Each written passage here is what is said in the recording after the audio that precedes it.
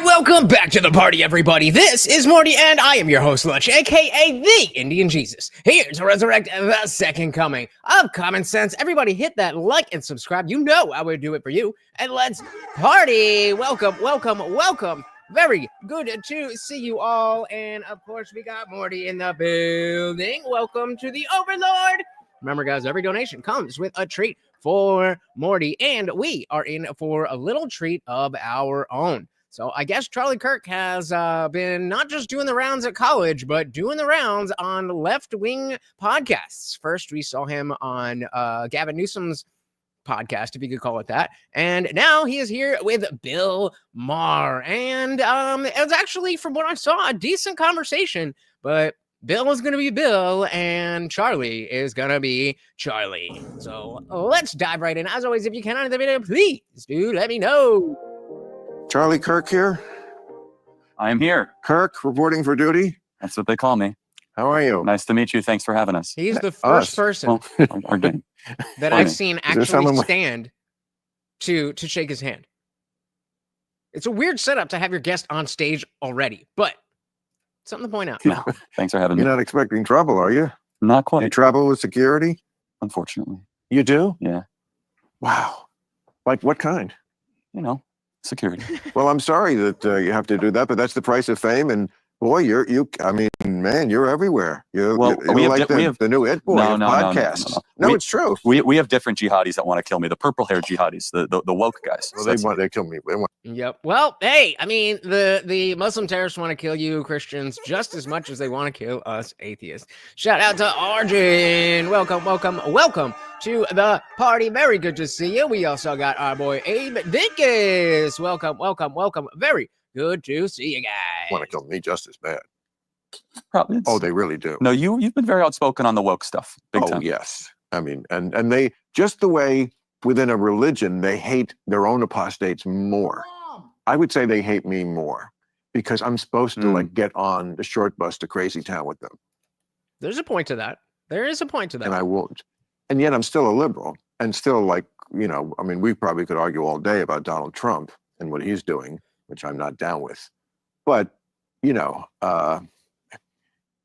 it's always the people who are closest who think, oh, gosh, you shouldn't have. You're a traitor somehow. I was going to ask, is it because they thought you were one of them and that... I am one of them. They're not one of me. It's the liberals who have... So they've left you, not you left. Yeah, well, I feel like there's liberal and woke are two completely different things. It was a theme of my last stand-up special that I just did a few months ago.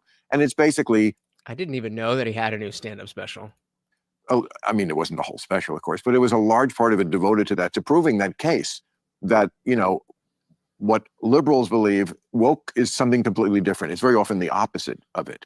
You know, liberalism is let's live in a colorblind society. That's the goal. Woke's goal is we see race. Not that. Everywhere. Race obsession. Yes. Mm-hmm. Okay. So that's not liberal. You change. Liberal is there are two-state solution. Woke is river to the sea. Okay. So just don't take my word and say you're that. You took this and took it to, you got off the F train, you fell asleep, and you got off the 20 stops too far. I love to hate me some Bill, not some Bill Burr. I mean, you know, lately, but some Bill Maher. And but that being said, I do agree with him that all that woke stuff, right or left, is not in line with classical liberalism. Shout out to Jaden. Welcome, welcome, welcome to the party. And don't blame me for that. Drink? No, I'm good. Thank you. You don't drink? No. Or smoke pot? No. And you're married and super Christian. We're going to get along great. You know, this is going to just be perfect. But can I just ask you, because I want to find out a lot about you, because you're obviously a super bright guy, but you do think that I have the right to live completely opposite than you do. I think you can get as drunk as you'd like. And you're that kind of an American, right? You're not forcing your opinions as. I'm not here to say you can't. What do you? No, okay. So you think pot should be legal? That's a complicated. Oh, I have a very unpopular view on pot. You know, can I tell you my case on pot? Please do. It's not the depression that it might be causing or the fact that it might be hurting kids' brains. It's the smell. It's the stench that drives me crazy. Yeah, it's not hurting their brains. Well, then you should be all for edibles. I mean, kids shouldn't do it. Of course, kids shouldn't. It definitely didn't hurt my brain. But let me ask, do you think... And for that matter, vapes smell a lot less than flour, so you should be funding this cannabis research so that we can get past the fact that some people want to smoke flower. Now, I'm never giving up my flower, but I only smoke flower in the comforts of my own home when nobody is there to smell it if they don't want to. If I'm gonna go out in public, which I rarely or maybe would never do, cops, I'm gonna bring my vape and it's not gonna smell. So maybe you're on the wrong side of history here, Charlie. I think that more teenagers are doing pot today, or that before legalization or after legalization? You know what? Do you think usage rates are going up or down? I don't know the answer. Oh, you'll be fascinated by this because, I'm not married, so I go out. So sometimes I'm out with like people that were a great deal younger than me. Flexing. Shout out to King Nirvana. Welcome to the party. Very good to see you, sir. I don't know how they get in my group, but they do. And so I've been to sometimes parties like the Hollywood parties. And this is probably not most of America exactly this way, but I wouldn't be surprised if it's that different. And first of all, in this town, it's all run by like the Nepo babies. The Nepo babies, the trust fund kids, is all these little 22-year-old. The J.B. Pritzker types. Well, I'm kidding. No, I'm sure. I know who's J.B. Pritzker. Who you mean, the governor of Illinois? He inherited the Hyatt. Oh, sure. Well, Nepo baby. We've invented Nepo baby out here. Okay, but yes, it's everywhere now, even on the Lakers. Oh, this guy. Hey, that's real privilege there. You got some privilege if you can get. Well, okay. I don't want LeBron mad at me like he is at my friend Stephen A. But I mean, that is But the point is that when you go out to these, I've been to these parties where like it's a bunch of 22-year-old kids, and none of them are smoking pot. Why? They're because it's not cool anymore. On real drugs. Pot's so like my generation. It's like I couldn't find pot at one of these parties. I was the only. They were asking me for it. The few kids wanted. They take this. They've like got psychedelics or mushrooms, LSD. Yeah. Okay. Oh, ketamine, whatever. Well, ketamine that has some medicinal Molly, property, but not at a party. They're all. It's all. Speak for yourself, Charlie. Speak for yourself. All ingested before they even leave the house. So that's where the good news, parents, your kids aren't on pot. Yeah, but they're on way worse, I think. They're on a big trip. So, but do you think that since we've legalized, less teenagers are doing, like 13, 14, 15-year-olds? No, of course that was always the argument, right? Did we legalize it, less kids would do it? I don't know what 14-year-olds are doing. No, I don't know the answer. That's my story, and I'm sticking to it. But we can agree that kids should. Totally. Yeah. I don't know. So first of all, the argument for getting it out of the hands of kids is that the process is going to be more difficult for an underage person to procure some cannabis if they have to go into a dispensary that checks your ID and whatever. Now, just because it's harder doesn't mean it's impossible. And just because it is more difficult doesn't mean that that's an end-all be-all. Yeah, but we also should be. It's not like underage kids aren't drinking. So I'd rather teens be out there smoking and driving than drinking and driving. Able to agree that we shouldn't force adults to organize their lives around what kids might get into. That's a good argument. I mean, do you think that it's? I mean, you're not against porn, are you? Well, I actually once struggled with porn. Thankfully, I'm free of that. But I mean, how can you? I'm going to go out on a limb, maybe a hot take, maybe not really, but I don't really, I mean, definitely there's people who have porn addictions. I'm not saying that doesn't happen, but I feel like the way that it's talked about when it's coming from a conservative perspective or a Christian perspective, the way that they talk about addiction, like, what do you mean by addiction? I've been an addict, all right? And I was actually putting substances into my body and putting myself in bad situations to make sure that I could do that. Granted, it's much easier and free to procure these videos, but what exactly do you mean by that? Like you were doing it, 2, 3, 4, whatever, every day, and God didn't like it? Like, okay, fine. But just like the pot stuff, that sounds like a you problem. Shout out to Indyville. Welcome to the party. I was thinking about doing something a little clickbaity with the title, and I was gonna say Charlie Kirk baptizes Bill Maher in his own home, but I felt that was a little too out there. But welcome to the party.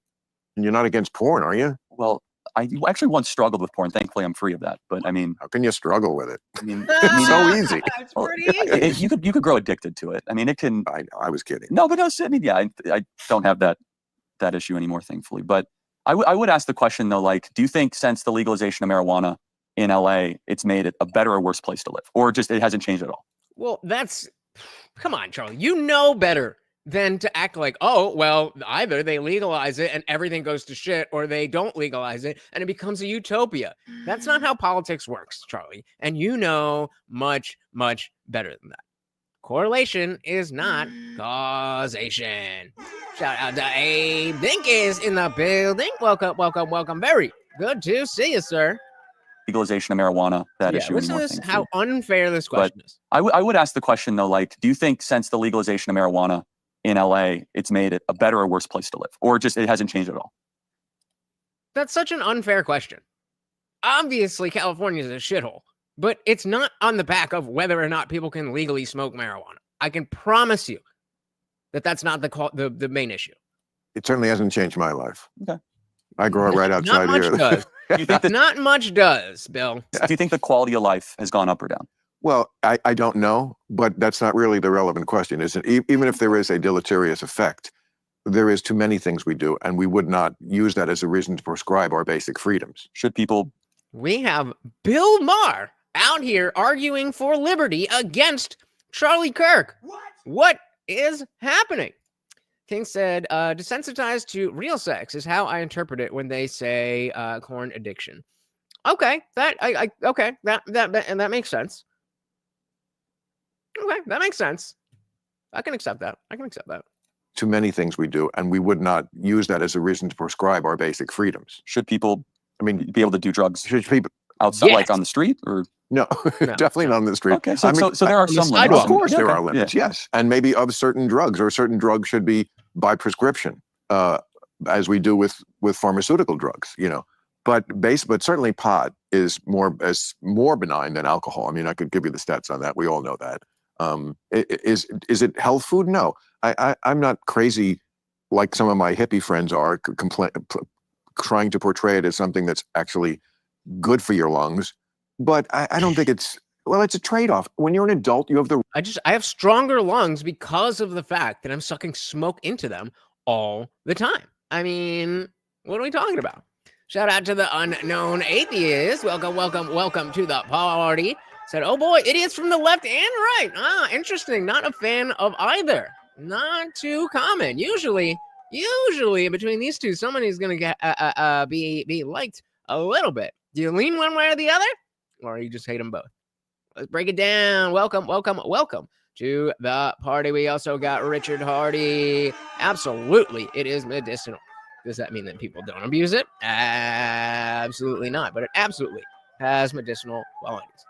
Good for your lungs, but I don't think it's a trade-off. When you're an adult, you have the right to make trade-offs. Trade-offs is the essence of life. I'm going to have this piece of cake tonight and be a little fatter tomorrow, or I'm not going to do that and feel better tomorrow. And we all make those choices on a daily basis with everything. Yes, have I probably cut off some years of my life, maybe with pot? Who knows? I may have increased them because it helped me. It certainly made me richer. It made me better at my job, better at writing, better at a lot of things I like to do. So, I might be living in in case you're wondering, cannabis isn't the whole conversation. bedroom apartment in Van Nuys if it wasn't for pot, and I'm probably going to live longer here. Or who knows how successful you could have been without it? That's true too. That is true too. Do you think there's any merit to the argument that the pot has more THC and is more intense than it was 30, 40 years ago? It's so hard. I don't know. I hear Oh yeah. these things, and I hear those things too, and I'm sure that's true, because once it became as commercialized as it has, of course you're going to try Commodity. to maximize Yep. the potency of it. Just because the customer comes back, there's like a restaurant is not interested in your health; they're interested in making the food selling as more product. delicious as they can, And so you addictive, yeah. come back to that restaurant. Guys, also don't forget to check out the swole goal at the top of the chat today. We are back to peanut butter for Morty. Of course, every donation comes with a treat for my dog and co-host Morty, but you can get him a not quite empty jar of peanut butter and he will go to town. Interested in making the food Selling as more product. delicious as they can, And so you addictive, yeah. come back to that restaurant.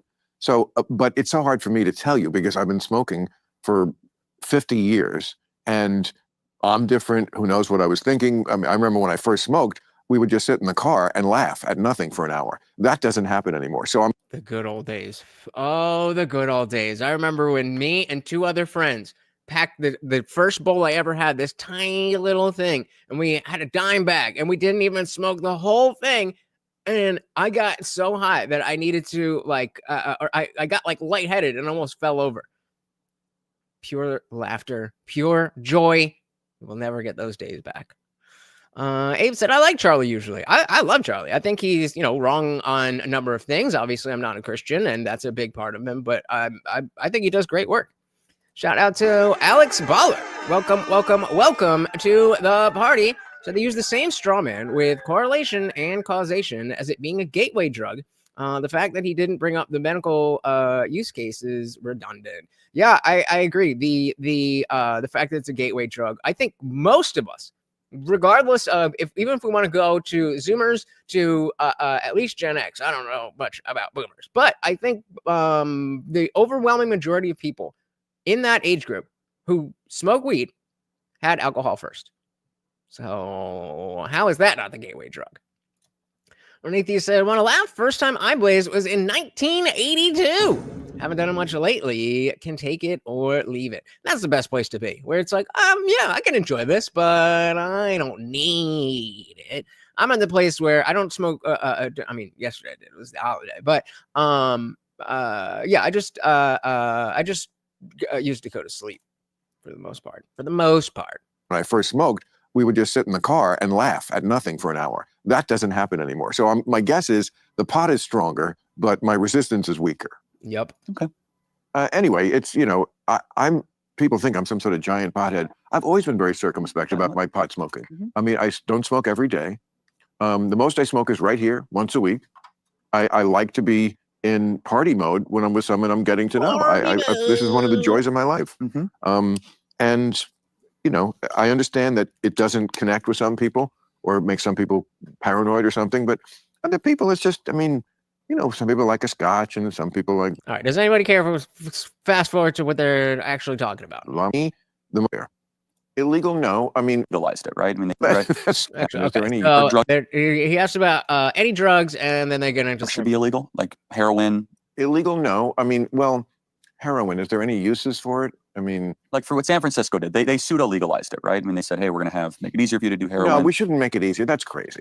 Where they had drug injection sites, basically. Yeah, right? That's so sad. No, I know, but that was a public policy position of Seattle. Well, in Portugal, the way that they do it is that, yes, they have injection sites, but it's not just a place where you show up to get free shit, man. It's like a medical facility where you can only get so much, and you are required to go through, I don't know exactly what it is, but courses or something to help with treatment. The idea is treatment. The fact is that addicts are already addicts. So just banning it is not going to help those people. It's just going to turn them into criminals. But obviously doing what they do in California and just giving it to people isn't going to help them. And so you got to do both. Underneath said, me and a buddy got a gram of purple-haired skunk and a pipe from some dude at school for $15. The good old days. So do you know what the tinctures he adds to his drink? I'm curious. I don't. I think it's some type of. It might either just be straight bitters, or some like hangover cure thing. But he mentioned it one time, but I don't know. Crazy. Where they had drug injection sites, basically. Yeah, right? That's so sad. No, I know, but that was a public policy position of Seattle, Portland, and San Francisco. That's the low-lying fruit for you right wing. No, that's a question. No, but isn't it? I want to create. It's the low-lying fruit. It's like no. Sure, it's a right, it's a boundary. I want to create a boundary. And you're right.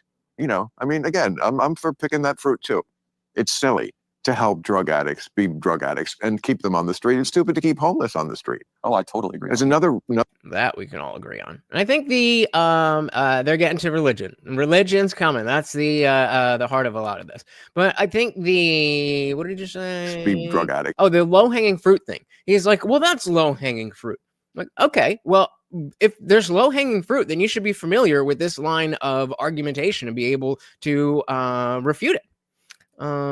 King said hangover makes sense. I was thinking B12 or something. Yeah, it might be something like that. I honestly have no idea. And keep them on the street. It's stupid to keep homeless on the street. Oh, I totally agree. There's another way. Liberals are different than the woke. The liberal thing forever was, for compassion's sake, get them off the street. That's not the woke version. Their version is They're an endangered species. Don't touch them in their natural habitat, living under a Let them bridge. defecate. Let them do whatever they want. It's their thing. And, you know, I mean, Wait a minute. You're saying you don't want people to be pooping in public? How dare and there should be nothing more basic than a government claiming the streets. The streets are for the citizens. Then it's I not to agree. live in. Build a barracks. I mean, why are these things, maybe you can answer, why are these kind of things so difficult? You think Liberal policies that you push, Bill. it's common sense. Build a fucking barracks. I know homeless people say they don't want to live there. You don't have a choice. Oh, we'll get robbed there. Hire security. It's pennies on the dollar. Why is it so Did he just tell homeless people to hire security? If we're going to be generous, I think he means that the structure, but that comes from tax dollars, and people don't want to spend that. People don't want to spend that. 8 said, I think I'm going to go on the gauntlet again today after Raging Tomato. There you go. Shout out to all involved. Prohibit public pooping. The PPP. difficult? I feel like I, with no real knowledge of this field, could do it. Could just, if I had people who would carry out I would say, okay, get me specs. I want to see where a place we could build it. I want to see what the barracks looks like. I want to see who works there. Is it really in the toilets, whatever? And somebody must be, Mitt Romney, somebody who did the Olympics, somebody who could come in and we know how to clean up the streets. I mean, Gavin Newsom cleaned up the streets of San Francisco when Xi Jinping showed up. I mean, it's just an act of the will. They don't want to do it. Right, like when they get the whores off the street, when the mayor is like doing one of those cleanup. Or like when the MLB All-Star game goes to Seattle, all of a sudden it's America's cleanest city. Right. So you're It's certainly not something they can't do. It's something they won't do. saying if we can do it that one day. Well, I'm saying it's an act of the will. It's all that it is. And it look, left. I mean, in most places it is, but they just don't have, they literally have a poop tracker app in San Francisco. You can't make this shit up. So you're saying if we can do it that one day. Well, I'm saying it's an act of the will. It's all that it is. And it look, left woke, I won't even say left, woke philosophy is they don't really believe in private property. And at its core, why shouldn't someone be able to defecate on the side of the street? Who are you to judge? Well, that's not woke. Yes, maybe. I'm saying woke, not even liberal. Right. I'm making that distinction, which I think is a fair distinction. That's another reason. Another one we can add to the list of woke is not liberal. No, I think left versus liberal. Not only is woke not the same thing as liberal, but woke doesn't even necessarily coincide with that side of the aisle anymore necessarily. Or woke versus liberal is an important distinction. Right. I will say what makes you different is few liberals stand up to the woke. And few liberals are willing to stand up to woke. Absolutely. And few conservatives stand up to Trump. Fair enough. I mean, you can stand up or disagree, but I guess you could say the question, is Trump, woke is an ideology. Is Trump an ideology? I mean, he's a person. MAGA is an ideology. Exactly. Not the same thing to say the entire woke ideology and this one guy. And yeah, MAGA definitely is an ideology that is centered by Trump's existence in the political landscape, but that's not the same thing. Shout out to Eyes2C333. Welcome. Said the homeless industrial complex, another NGO money laundering scheme. We know it. Try to tell that to the liberals. Then be like, no, but they unhoused. They need this, that, and everything else except tools to actually fix their lives. But I mean, I disagree with Trump on a lot of stuff. I mean, I don't think we should go to war with Iran. I think that'd be a big mistake. Also, when you get to, we're going to send homegrown American citizens to foreign prisons. Oh, so the thing he said, you mean? Homegrown. To Bukele. Americans. No, and if he were to do that, I wouldn't support it. Great. But I think that is a one-liner that he gave to Bukele. I think that is, you met the man. A Trumpism, if you will. Yes. Do you think he actually believes that? Like he would do that? It's worse if he does or would. It's still horrible that an American president would say that. Look me in the eye and tell me if Obama had said that, what your reaction would be. But Obama doesn't talk the way that Trump does. Yet again, not the same thing. Wouldn't like it. Wouldn't like it. I think it would be a little more vitriolic than that. We'd be apoplectic. Okay. I'm finding out how honest you are, Charlie. And so far, I think you're doing good. Again, this condescending, smug, okay, well, you, I guess, are good enough for me, all right? And I hope I'm doing good with you. Because if we don't have the honesty, we can't really, Look, but to be fair to the whole, topic in general, the outrage around deportations, as we've seen, these last couple of weeks, is like the American people voted for it. It's perfectly legal. Well, they didn't vote for. They did vote for mass disappearing deportations. people without any. I mean, So you mean that Maryland case is what you're talking about, right? the guy who they The said, MS-13 member.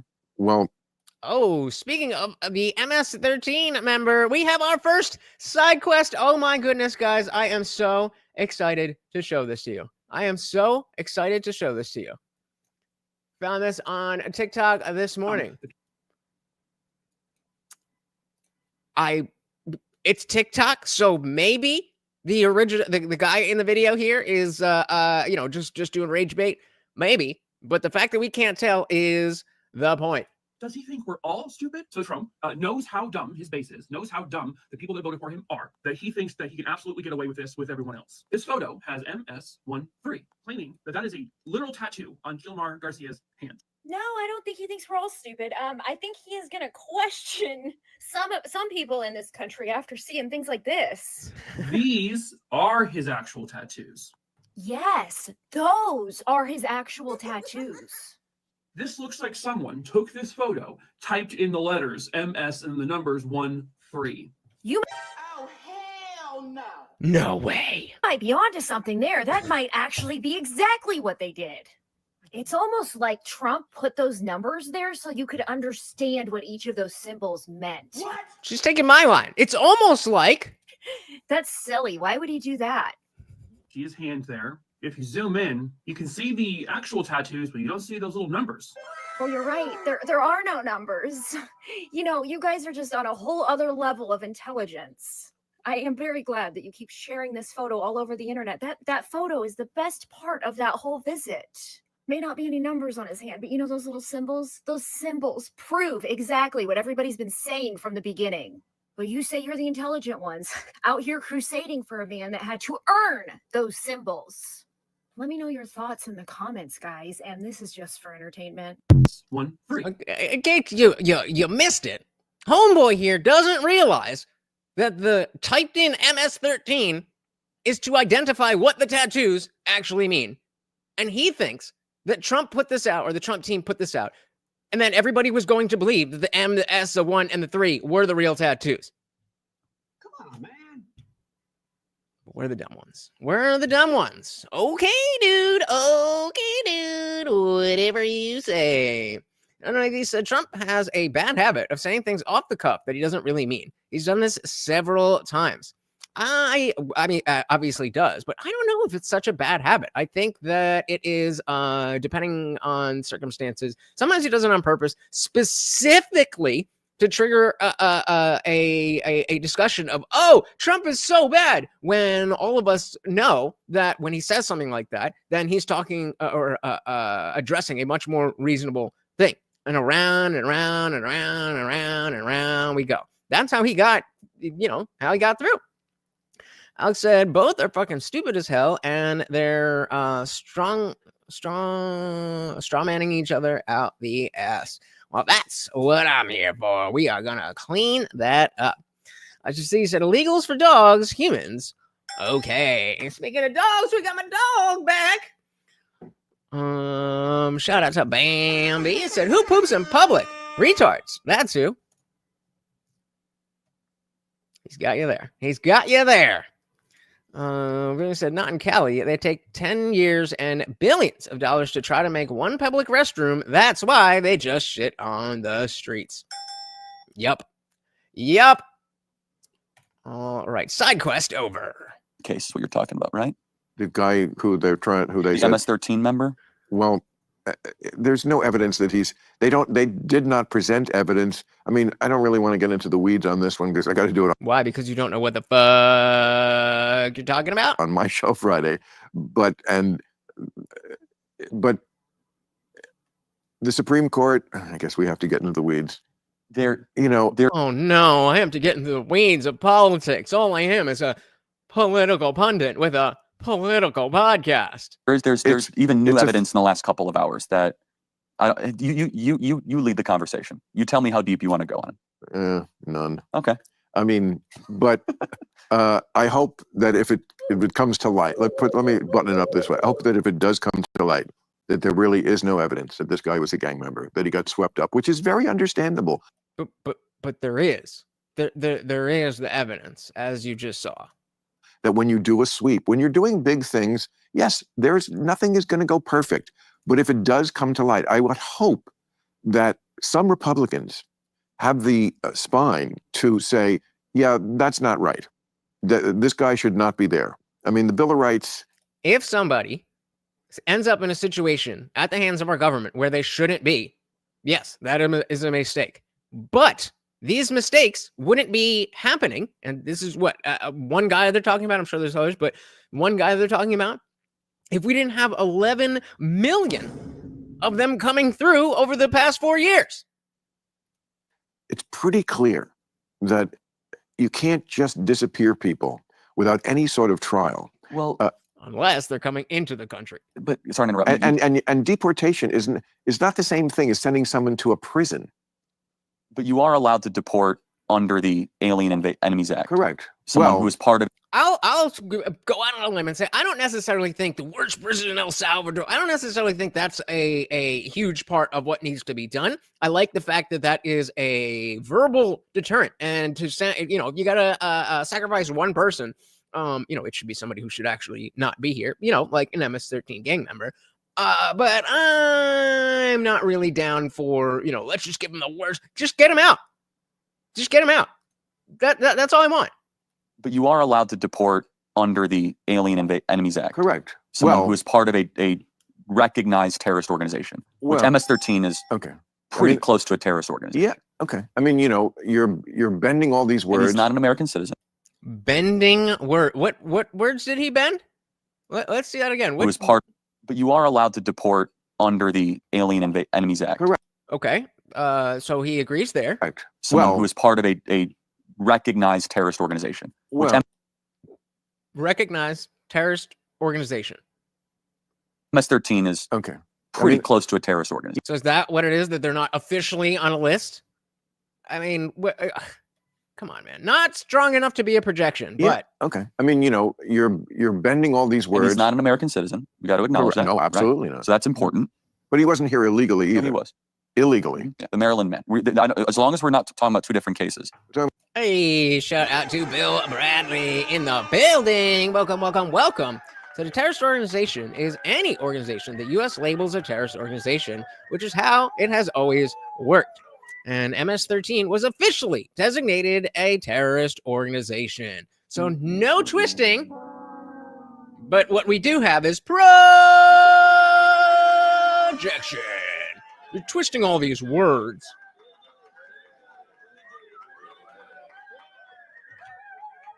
Dilly, and welcome to the party. What are we talking about here? Comer charges Cuomo, Dem, knowing and willfully, lying to the House Select Subcommittee about his knowledge and involvement of a 2020 report regarding the COVID-19 nursing homes disaster.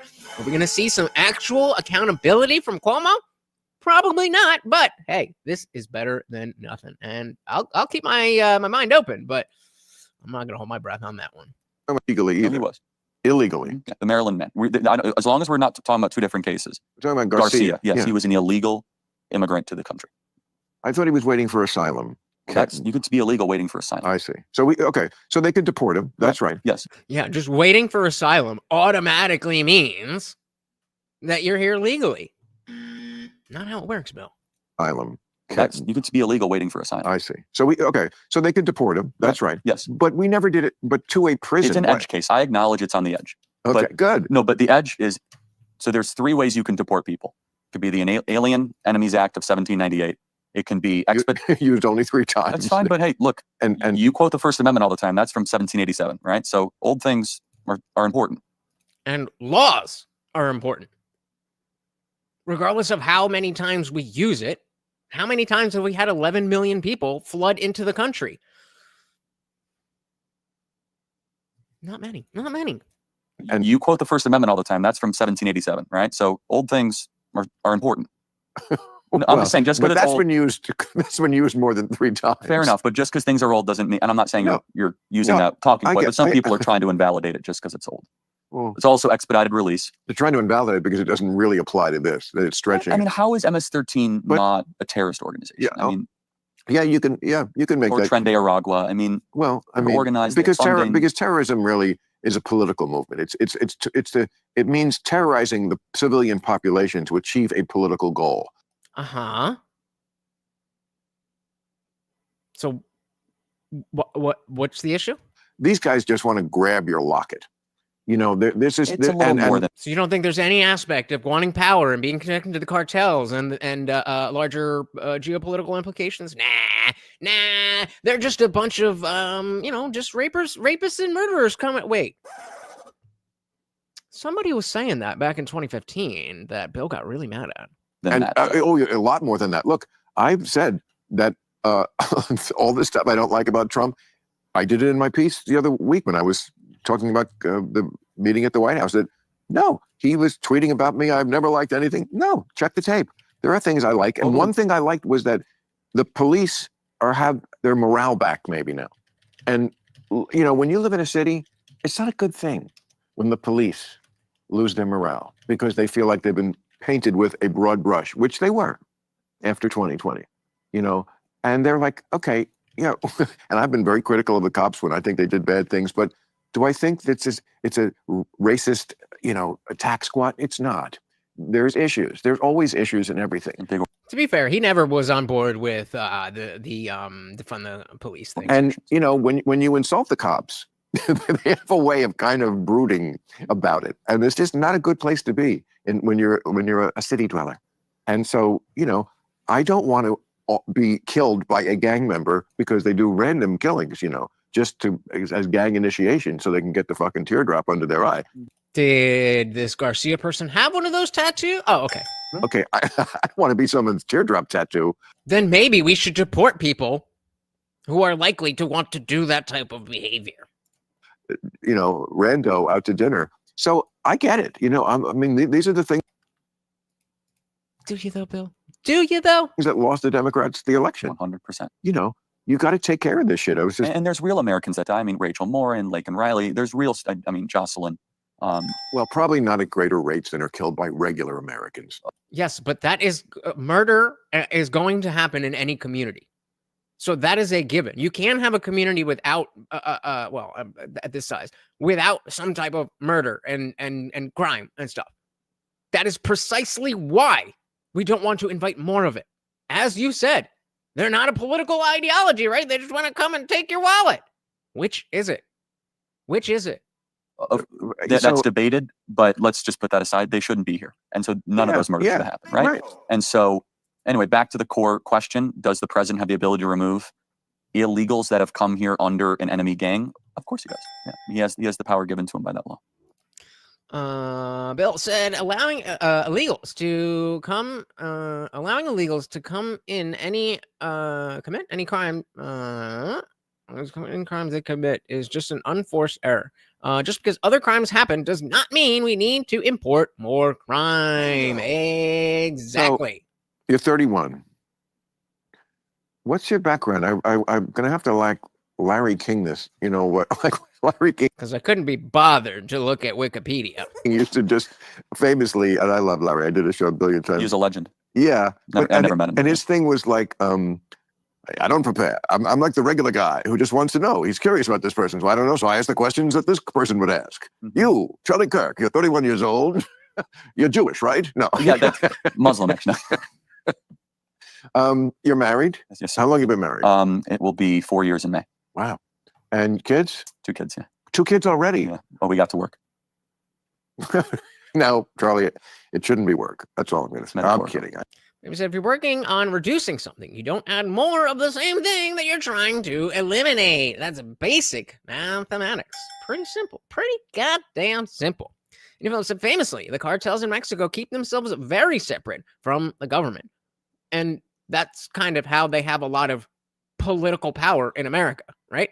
A lot of people said that, I have no idea if this is true, but people have said that during the 2008 crash, the only reason that things kept moving was because there was so much money outside of the system. And again, I don't know if that's true, but that's kind of the point. That's what makes them terrorists.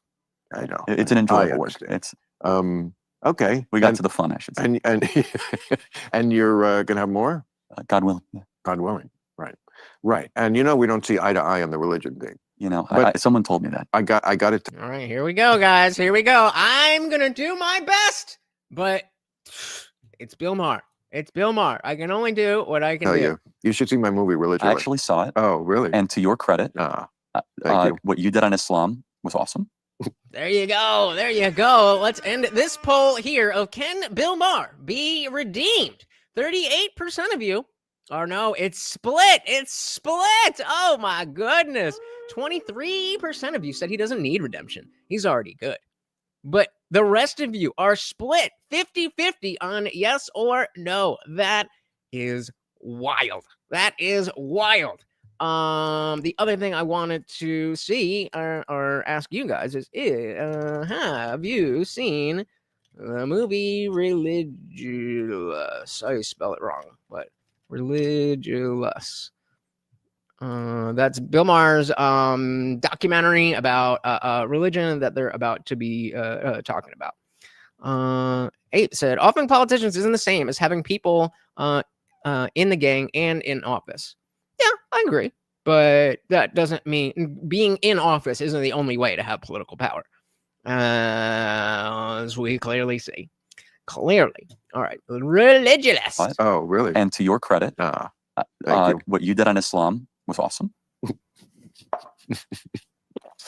The other one's not so much. That's Correct. right, buddy. That's Secondly, good. so if you just isolate the Islamic part. But it was funny. Come on. Secondly, Jesus. to your credit, you treated woke like a religion, Yes. and you criticized them with the same Yeah. intensity and Yeah, ferocity yeah. you did, and you deserve a lot of credit Oh, for that. thank you. No, I mean appreciate that that. because you looked at it as this has a Right. catechism, it has religious type Totally. undercurrents, it has almost a metaphysical presence to itself, and so you're an equal opportunity Well, critic. There you go. And really quick, guys, we're going to jump in here and I will be right back. If you guys are enjoying the show, the party rages on 24/7 over in our Discord. The link is pinned to the top of the chat and is absolutely free to join 24/7. We're in there hanging out, having a great time. And guys, it is absolutely free. However, if you are a member of this channel here on YouTube, you can scroll right below that video and hit that join button. Starts at $2.99. There's a few different tiers, but $2.99 will get you in. It gets you members only live streams here on YouTube, all that other good stuff. But it opens up the full Discord server. So we've got the free chat that is open to anyone. Anybody can join and talk. But as you can see, that is just one of our channels. There's a bunch of different channels here, including our disciple chat for members only, our word of the day watch party, where we're talking about all this stuff. And of course, we have the voice channel here, where we are hanging out at this moment. Shout out to everybody in the Discord server. Say hello and tell them to come and join. Hello, come and join. There you go, guys. Simple as that. See you there.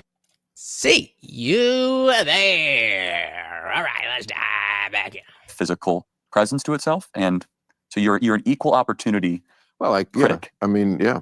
And it's funny because the director of Religious, Larry Charles, and I had dinner about a year ago, and I suggested, and of course it went nowhere because we're both too old to like really act on it. But I said, people keep asking me, and I'm sure him also, to do Religious too. But when they say it, they think now we're going to go to India and make fun of the Hindus. I'm like, Nah, I don't know about that. The Unknown Atheist said, even as an atheist, I think Bill goes too far. I saw that movie and thought it went too far. Maybe we should, because I haven't, it's got to be at least 5, 6, 7, 8 years since I've seen it. And when I watched it, I was definitely in my militant atheist phase. Like, yeah, get the Christians, make them look stupid. Now that you're saying this, I do remember that it was a little, there was a little bit too much of dunking on the Christians, as opposed to making the point that you don't need Christianity for X, Y, and Z. But I do think it is a good, definitely a good watch. And even as we're saying, it's not perfect. It's not the greatest. It's not the Christian version of the Passion of the Christ or anything. But it just kind of addresses some of the basic stuff that we as people outside of religion always seem to wonder. I think I heard of the movie, but haven't watched it. So maybe we should do that as a members only thing. And you guys know that I will definitely, as somebody who really does revere the values that can come from Christianity. I'm not in some way of trying to make fun of Christians or beat down Christianity. I just think that we want to open it up to more people being able to have a moral structure and all that good stuff. But it is kind of fun. The same way it's fun to dunk on the libs, even though we don't want to get together. Sometimes, as an atheist, it is fun to just dunk on the religious people that aren't the best representation. And interestingly enough, I think a lot of the things that you guys as Christians would see, we definitely have to do this as a members only, because I think a lot of things that you guys would see other Christians saying, you'd be like, this is why atheists think that we are so whatever. So definitely gonna do that. I see. It said, if there wasn't a concept of God, you wouldn't be an atheist. That is not true. If there wasn't a concept of God, how would I believe in that God? Abe said, it also makes false statements and equates incorrectly. Not all, but same. Well, there we go. There we go. So I guess that is our next members only adventure. Make sure you sign up, guys. I don't know if you said, yeah, exactly. If there wasn't a concept of God, you couldn't be an atheist. And if there weren't a concept of zombies, The Walking Dead wouldn't exist. So, yeah, everybody, I figured out how to make the settings so you could add your own emojis to the server. So, guys, go make it your own. Abe, so we could do a convo for fun in a stream at some point. Absolutely. Yeah, me and Abe here, I was calling him Dinkus before, but me and Abe had a very, very interesting and high-minded conversation about belief and the universe and all that kind of stuff. And King is down for it. So we are definitely going to make that happen. All right, let's dive back in here. I'm not doing that. Okay, I'm not going to India, and the Hindus aren't that funny. Okay, we did it. The movie did great, and we love that it stands the test of time, and people always keep coming up to me and seeing it. Movies are amazing that way. But I said, somebody gave me a great idea. Why don't we do Religulous too? But the religion is wokeness. And then that's what I was suggested, and I said, yeah. I would be so down for that. Put a 1 in the chat if you would like to see a movie that breaks down not just what is a woman, not why am I racist, but wokeness entirely, why it absolutely is a religion and why it should be banished, unlike the religion of Christianity, which should not be banished. Yeah, but then you're going to have to do the right side of it too, because that's also a religion. Christian nationalism. I mean, come on, your boys, some of the people I think you're fond of, they mix religion and politics in a way that I think is not according to the Constitution, but I have to tell you, I'll give you a lot of credit. I saw a video of yours where you were talking about how Christy the original documents were, which is, I mean, my view is that the founding fathers, we know a number of them were deists. Mostly that was their religion, but you did. And you have your facts down. I mean, you can spiel when you get on a subject like got this. The shtick down. You really do. And I trust you, I'm going by but that they were a little Christier than I thought, and I'm always happy to learn new information. And if it doesn't satisfy people that I don't stay exactly where I am, it satisfies the people who are actually my fans, who always want me to do that, to be like, oh, if I take in new information. I mean, that's why, the far left hates me, because I went to the White House and said, well, privately, Trump's different. And good for you for saying that. And I didn't give an inch on anything I believe. I confronted him on things. You're supposed to go in, come out, and tell everybody, yeah, it's worse than we thought. It's worse than we thought. Bill said everyone's morality is mixed in with their politics. So obviously Christians are also going to mix their morality in with their politics. The founders wanted no established religion. They did not think voters would leave their religion out of voting. Very good point. Very good point. And I think that we can get back to that sentiment where maybe not the, okay, exactly. So you used I was going to say, I thought that you said everyone's religion, but you used the exact word, everyone's morality absolutely is mixed in with their politics. And so I think we can get back to that and have a better sense of morality in general if it is less outwardly tied to a specific ideology. I don't know. I think the founding fathers were smart men. And good for you for saying that. And I didn't give an inch on anything I believe. I confronted him on things that I think, he probably maybe never hears from anybody else, but that's not good enough for them because, they had to, but no, if you take in new information, just tell me. And so I do think after listening to your spiel that, yes, they were a little more into Jesus than I thought. I mean, I know Jefferson wrote that Bible and He heavily edited it. Took all the miracles out. Yeah. He took all the... That's every book should be going through a huge editing process. And I think Thomas Jefferson is the best editor in the history of the world. I know Jefferson wrote that Bible and He heavily edited it. Took all the miracles out. He took all the religiosity out of it and just made him a moral teacher, a moral philosopher. Now, you have to admit, that's not exactly the act of a Christy person. No, but at least he acknowledged that there was something profound there. Got to give him credit for that. I could even acknowledge that. Okay, that's good. No, I'm glad to hear you say that. As Jesus as a philosopher. And see, again, Bill, he wasn't saying that you don't. He was just saying you got to understand that there's something there. And Bill gets defensive after he's been throwing all this bullshit at Charlie. Charlie didn't say, well, you don't think there's something special about that? In which case, you could certainly say, well, no, actually, I don't. But if you do, then why are you getting so defensive? Got to give him credit. Act of a Christy person. No, but at least he acknowledged that there was something profound there. Got to give him credit for that. I could even acknowledge that. Okay. I could do that. Thomas Jefferson, what is, I don't get it. I don't get it. Bill said also, Bill is wrong. Most of the founders were Protestants. There were a handful of deists that got the shine, but the vast majority were Protestant.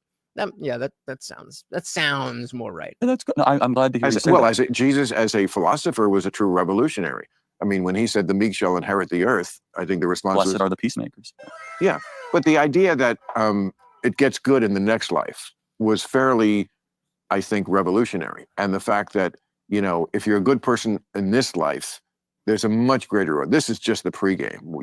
Life is just a waiting room. Guys, if you are enjoying this stream, please do hit that like button. It is free, it is easy, and it helps out the channel so very, very much. Thank you. You want the after party. The after party is just going to be fucking awesome. Based more over Jefferson. It's the pregame. You want the after party. The after party is just going to be fucking awesome. You're up there with me and my dad, God, and it's just, What do you think would create a better society or better action? People that think that there is... Correct. I don't think that they were specifically saying this, but this is a good distinction. So theism is the belief in a God, usually talking about a conscious God, a God that can reach into the universe, that can answer prayers, that can do God stuff. Whereas deistic God is more of like a prime mover. That is, like the creator or creator of everything, but more so just kind of set the dominoes and everything else came after that. And so praying to this God would not make any sense, at least in terms of the effect, of getting what you're praying for. You know what I mean? I don't know ideas. That is where Bill shows his ignorance. It has nothing to do with being a good person in this life. They all harp on being saved by faith alone, which is why it's worthless. All right, I'm with you. Say more on that. What do you think would create a better society or better action? People that think that there is an afterlife based on how you act, or people that think there isn't one? That's a great question because it certainly can. It's almost like we should be able to test that by allowing people to, in the political realm, to show that they can be moral people without a God belief. He said more of there is a God we can't know versus a God you have a relationship. Bingo. Exactly. There is an afterlife based on how you act, or people that think there isn't one? That's a great question because it certainly can turn people either way. It can make you fly planes into a building. I'm not speaking of any specific example. I can't think of anything. I can't either. But it can make you do that. You'll admit that. Sure. Okay. It could also make you do like blow up Oklahoma City too. Yes. And it can also, I fully acknowledge. And I fully acknowledge that it also keeps millions of people in line. Like Mark Wahlberg. I'm guessing without Catholicism, he just looks like a guy who would be in a lot more trouble. But I think it just has made his life, Like Marky Mark or the politician? There's a politician named Mark Wahlberg, much more under control. So there's one. Mark Wahlberg, I think, really benefits from Catholicism, but I think there's lots of people like that. They just they truly are. Wait, what? So I knew there was okay. I knew there was another Mark Wahlberg than Marky Mark, but this is what's coming up. The guy, the Temptation Island guy. What did he do wrong? Is there yet another Mark Wahlberg? Somebody help me out here. What the fuck is Bill talking about? From Catholicism, but I think there's lots of people like that. They just they truly are worried that if they do something out of line, illegal or immoral, that the devil will, in short order after they die, be poking them in the ass with a pitchfork, and so they don't do that. And I got to give it up. That's that is a positive. Are you at all worried that when a nation becomes too secular? Yeah. What did he do that was like, oh, he needs Jesus? Did I miss something? Was there like a huge? Did he get baptized and give his life to Christ after what? I don't. Okay, whatever. I'm gonna. That is a positive. Leave it. Are you at all worried that when a nation becomes too secular, it might not know what it believes? There's no cultural cohesion. There's no glue that keeps it together. Yeah, but this isn't that nation. This isn't secular. This is a bunch of fucking religious freaks. Increasingly secular, though. Well, thank you. I'm trying. No, but I appreciate you are quite the evangelist for your cause of no afterlife and no creator. You know what? It creeps up a little, but people always are going to want it. People always are going to want to believe a story. It's much better than the truth, which is that things are random. We don't know the big questions. We don't know how we got here. We don't know why we're here. We don't know how the universe started. We're alone in the universe. Is there a God? What is the nature of God? Which one is the right God? We just don't. Nobody knows. I mean, that's why they call it faith. Do you hope you're wrong? That's the most important question. That's a great. Do you hope you're wrong? Yes, I hope I'm wrong. As an atheist, I hope I'm wrong, because the path to what I think is possible given no God is there, but it's an uphill battle. And if God really is there, and we could get to the place of a better empirical understanding of it, then we wouldn't have so much fighting over the religious beliefs. So yes, I hope I'm wrong. I just don't think I am. Mark Wahlberg Ash. All right, let's see.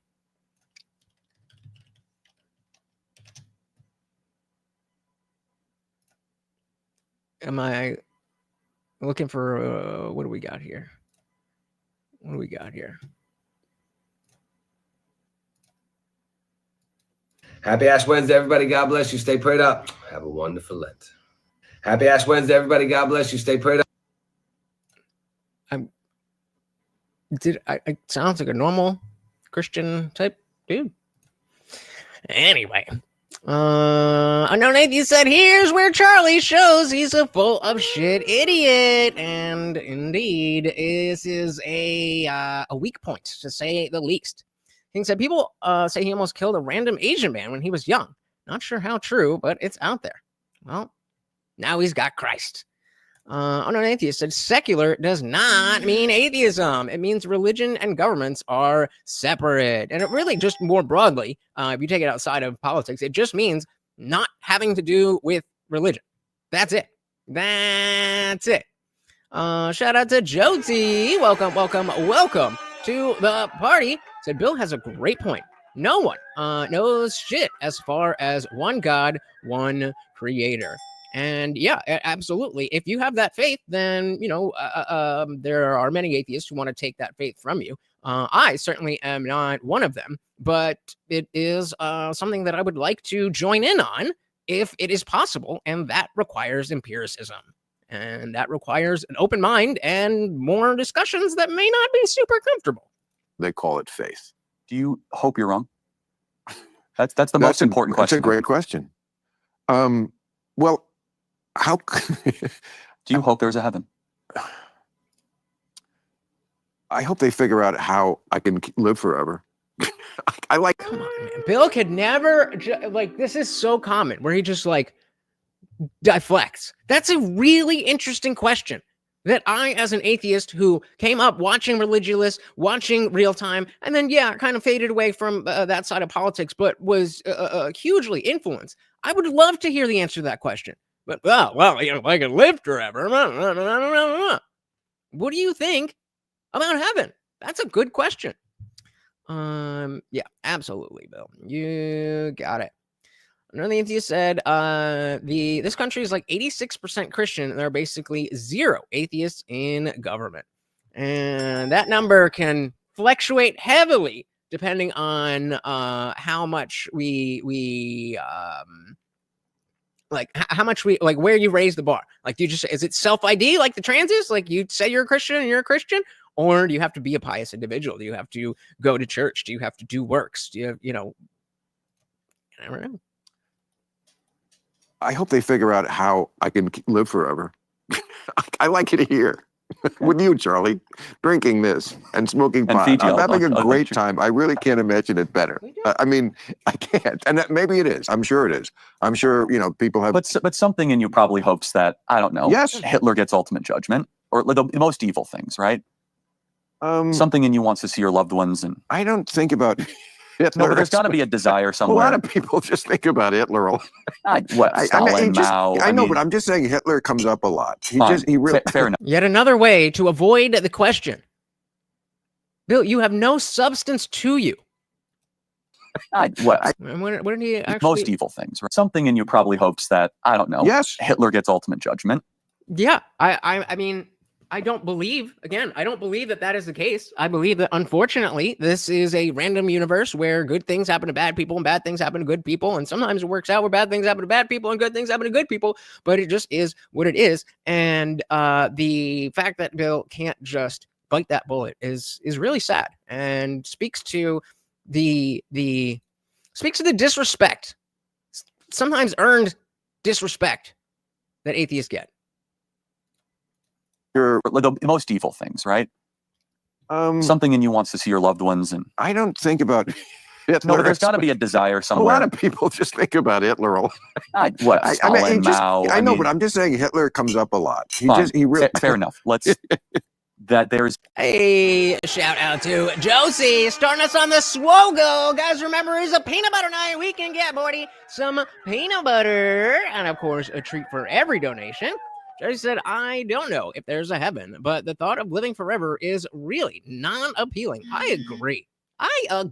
Whether we're talking about living on Earth or living in some utopian heaven, that doesn't sound like a good thing. All good things must come to an end, right? But, you know, we'll see. But either way, thank you so very, very much. And that makes you the new sponsor of the stream. Thank you very, very much. I know, but I'm just saying Hitler comes up a lot. He really. Fair enough. Let's. That there's a desire that there's something beyond justice. this. Well, that is just. Okay. Yes, cosmic justice. That's what you're trying to talk about.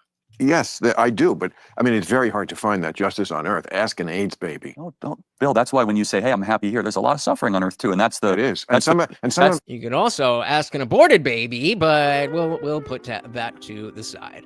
Baby. No, don't, Bill. That's why when you say, "Hey, I'm happy here," there's a lot of suffering on Earth too, and that's the. It is. That's the Christian argument. And right? some of it is. Right, but the other side of it is, can you really be you? If heaven exists, is it possible for you to continue as you and enjoy being in heaven? Especially those of you who are of the belief that you have to accept Christ in order to get into heaven.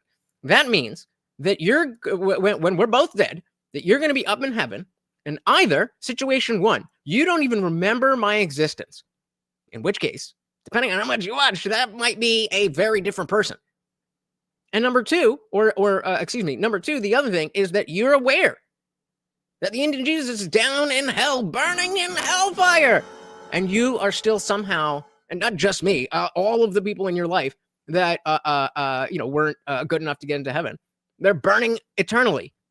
And you're okay with that. I don't know. That feels like a fundamental change of someone's nature. I don't know. Anyone said when Bill wants to see his loved ones, he just looks in the mirror. The only man, woman, or child that this man loves is right there. Bambi said, I agree. I look forward to growing older and reminiscing. I like nostalgia. Who doesn't? I don't want to be here forever unless I could time travel. Then I'd live in different eras. So that may be pretty tits. I agree with you there. And who doesn't love pretty tits? Nobody can know. Nobody can know, and well, until you're dead, and then you'll know, unless you're dead and there's no afterlife. I'm an atheist. We're still going on, and that, guys, I'll let you guys work on it yourselves. All right, let's dive back in. Oh, shout out to Cheddar Steve over on Rumble. Welcome. So at the big liberal protest this weekend, a crazed woketard ran up to me screaming, "What's worse for our environment, lithium mining or cobalt mining?" I was just like, either or, dude, either or.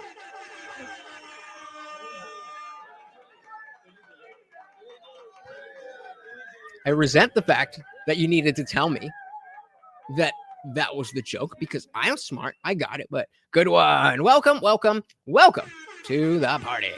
Let's dive back in here. When you say, "Hey, I'm happy here," there's a lot of suffering on earth too, and that's the It is. that's the Christian argument, and right? some of it is we obviously can see it comes from no bad deed done. Children with cancer. Of course, it's and then they say, well, that's God works in mysterious ways, which is sort of a get out of jail card. It's the for hardest, any kind of admittedly, it's the hardest. We as Christians have to explain unjust suffering. Atheists have to explain everything else. How do you explain it? We don't. It's hard. It's a mystery. We can say God works in mysterious ways. We can say original sin. However, we don't have to explain creation or the miracle of life or love or justice. We don't have to explain it either, because it's not explainable, because we don't know. We say we don't know. That's honest. You say, no, somebody told a story a long time ago, and we're going to stick with that. That, to me, I'm not trying to be insulting. You can't offend me. Trust me. I mean that. So you could be as crude or as blunt. Okay. I mean that. I want to, as we're getting deeper into this discussion, I do want to extract the difference. We have to be able to look at the claims and points that Bill is making, because we already know that he's a smug asshole. And so there may be things that he says that I agree with the content of, but I disagree with how he's presented it or whatever. So I know it's difficult, but we try. For me, just hear me and try to imagine that whatever smug bullshit he says is not smug. I know how hard that is, but trying to be insulting. You can't offend me. Trust me. I mean that. So you could be as crude or as blunt. Okay. I mean that. It's not. But I find that intellectually embarrassing. That's fine. And so, is there any part of the Bible you think is true? Well, the people who wrote it were real people, and so was Jesus. There you go. No, it's an important question. Meaning, when they were documenting King David, was King David a real figure? There are shards of it that are, I'm sure. So Jesus was a real person. Well, that we don't know. That is not a definitive. Okay, it really is not. Like, take Paul. We both agree Paul was legit and a real person. Paul was a Jew, persecuted Jews, and then had his, road to Damascus moment. Why would he do that? Oh, yeah. Shout out to San Junipero. You never seen that one? Oh, my God. Get through it. The new season of Black Mirror, better than season 6, not quite. Seasons 1 to 3 is where it's at. 4 was pretty good. 5 was trash. 6 was and 7's better. They could bring it back, but it's still not at that level. Jews, and then had his, road to Damascus moment. Why would he do that? There you Except for the fact that he's crazy or delusional. What incentive would Paul have to do that? Rich, ruling class, gave up everything. You're saying to me, is there never a case of human delusion or mass delusion, or people can do? Why did suicide? You mean like people thinking that you could be born as a male and then be a female? Cults, of course, there. No, I acknowledge that. The human capacity to believe what's not true, to believe what you want to believe, is infinite. I mean, you are literally the person I'm talking about at the very beginning of the movie Religulous, because the very first scene, I'm sitting in the car and I'm saying, the movie is not a spiritual quest. I mean, that's what we told them, so they'd sign the release. The movie is me saying, I don't know how it could be that so many intelligent people can wall off a part of their mind and believe in something that part of their mind must know is not true? That's the question I'm going for in religion.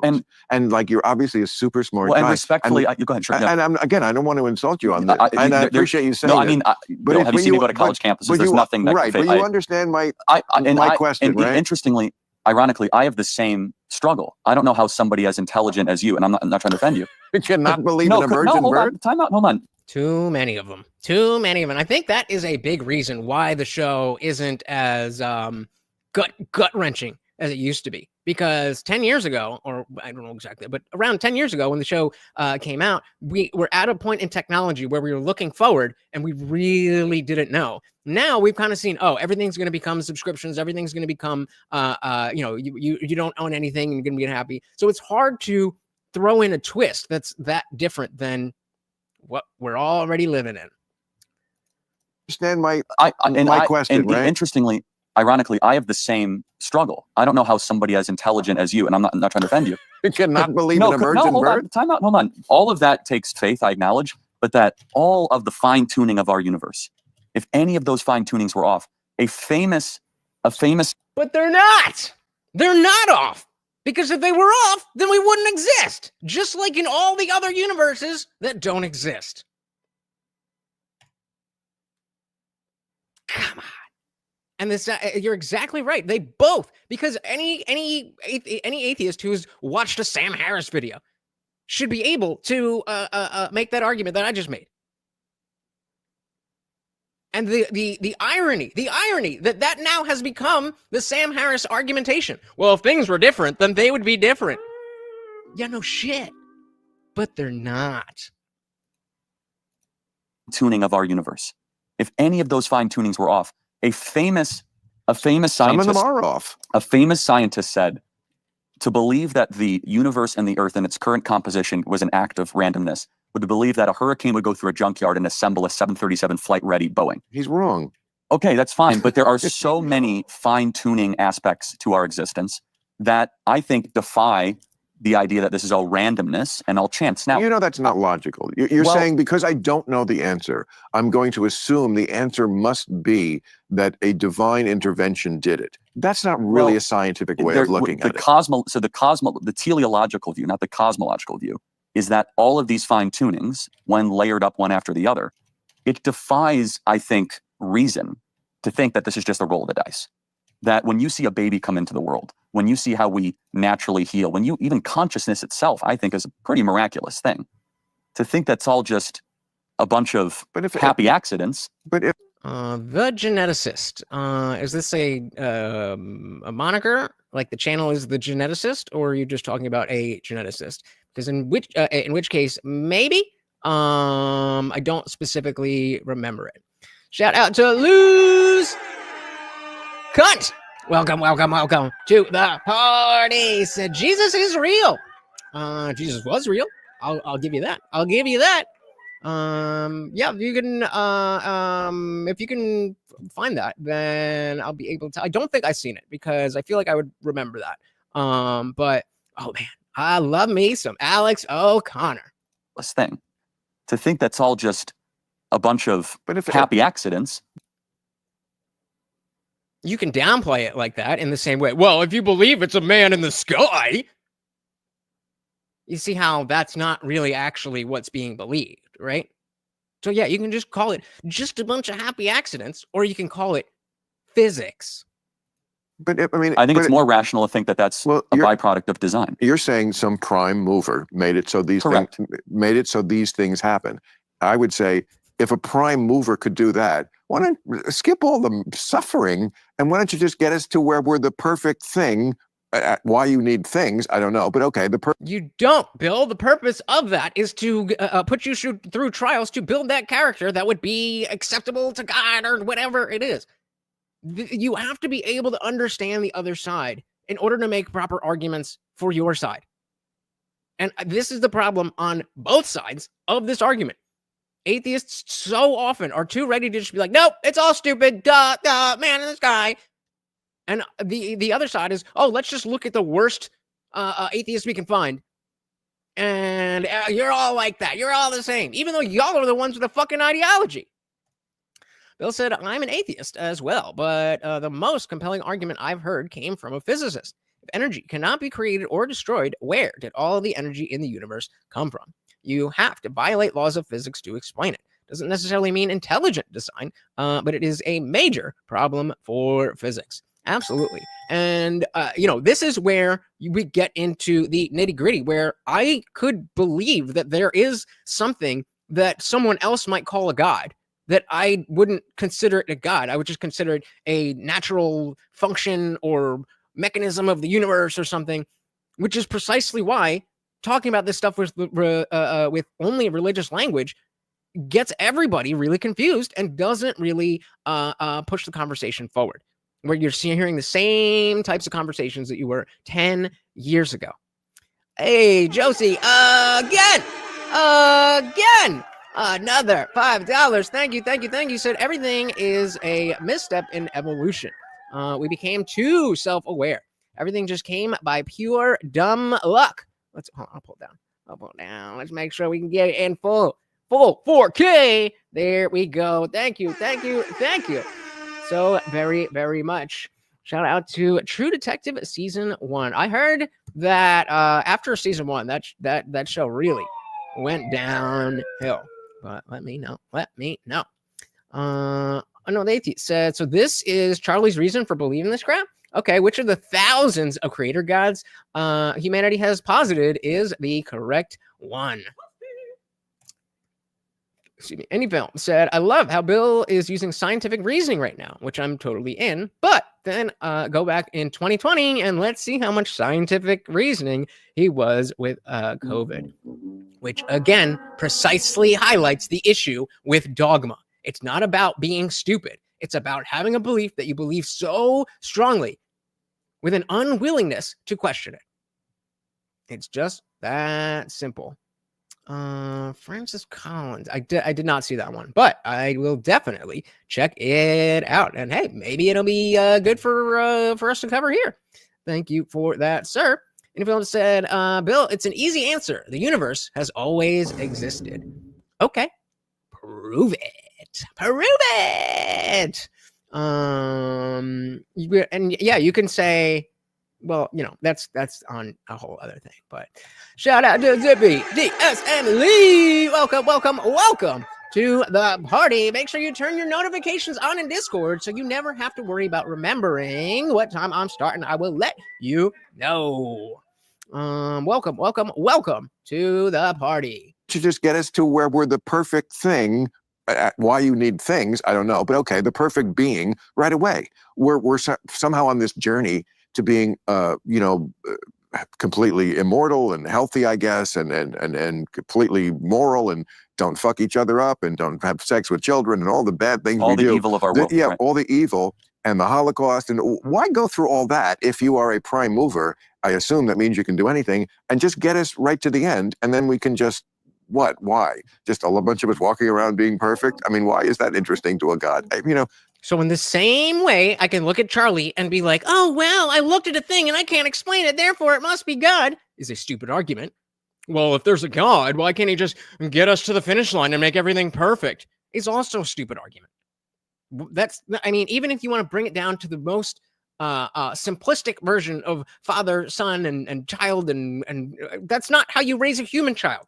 Why would you expect that that's the way it would work in any respect? Zuby said, academics and science is suffering from the good old boy network syndrome. If we say something different, we won't get money. Bingo. Yes, sir. That's another huge issue with the dogma that we're finding in the science, that it's becoming a religion. We said, you were watch Front Porch. Shout out to Front Porch. Unknown Atheist said the Big Bang is only one instance of this local universe. Could expand and contract over and over eternally. Potentially. I think a lot of the, and again, just going off of stuff that I've read and headlines and stuff, not necessarily something I've studied myself, but I do believe the Big Crunch theory has largely, I don't know if debunked is the right word, but a lot of people are moving away from that, just like string theory. I think string theory makes a lot of sense, but the multiverse theory also has a lot of room to explain things that with a local universe, the Big Bang, all that stuff, where there's other stuff happening. 8 said evidence isn't proof, but it's a road. Indeed. Was it hard to explain contraction given the concept of entropy, but perhaps unknown? Yeah, that's the and that's the other reason why I don't love the contraction, because entropy is for a closed system, and there's no proof that the universe is a closed system. So when they when they talk about, well, entropy, like that's not just saying entropy is not an argument.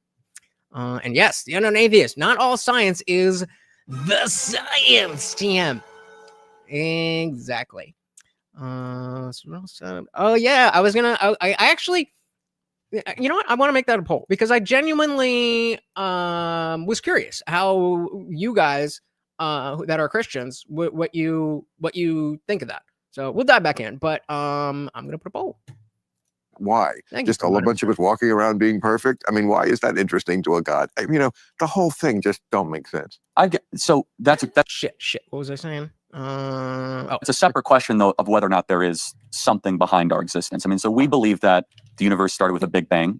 Do you agree with that? Yeah, but that's not the beginning of things. That's just the beginning of what the known universe is. The big question is what was before that.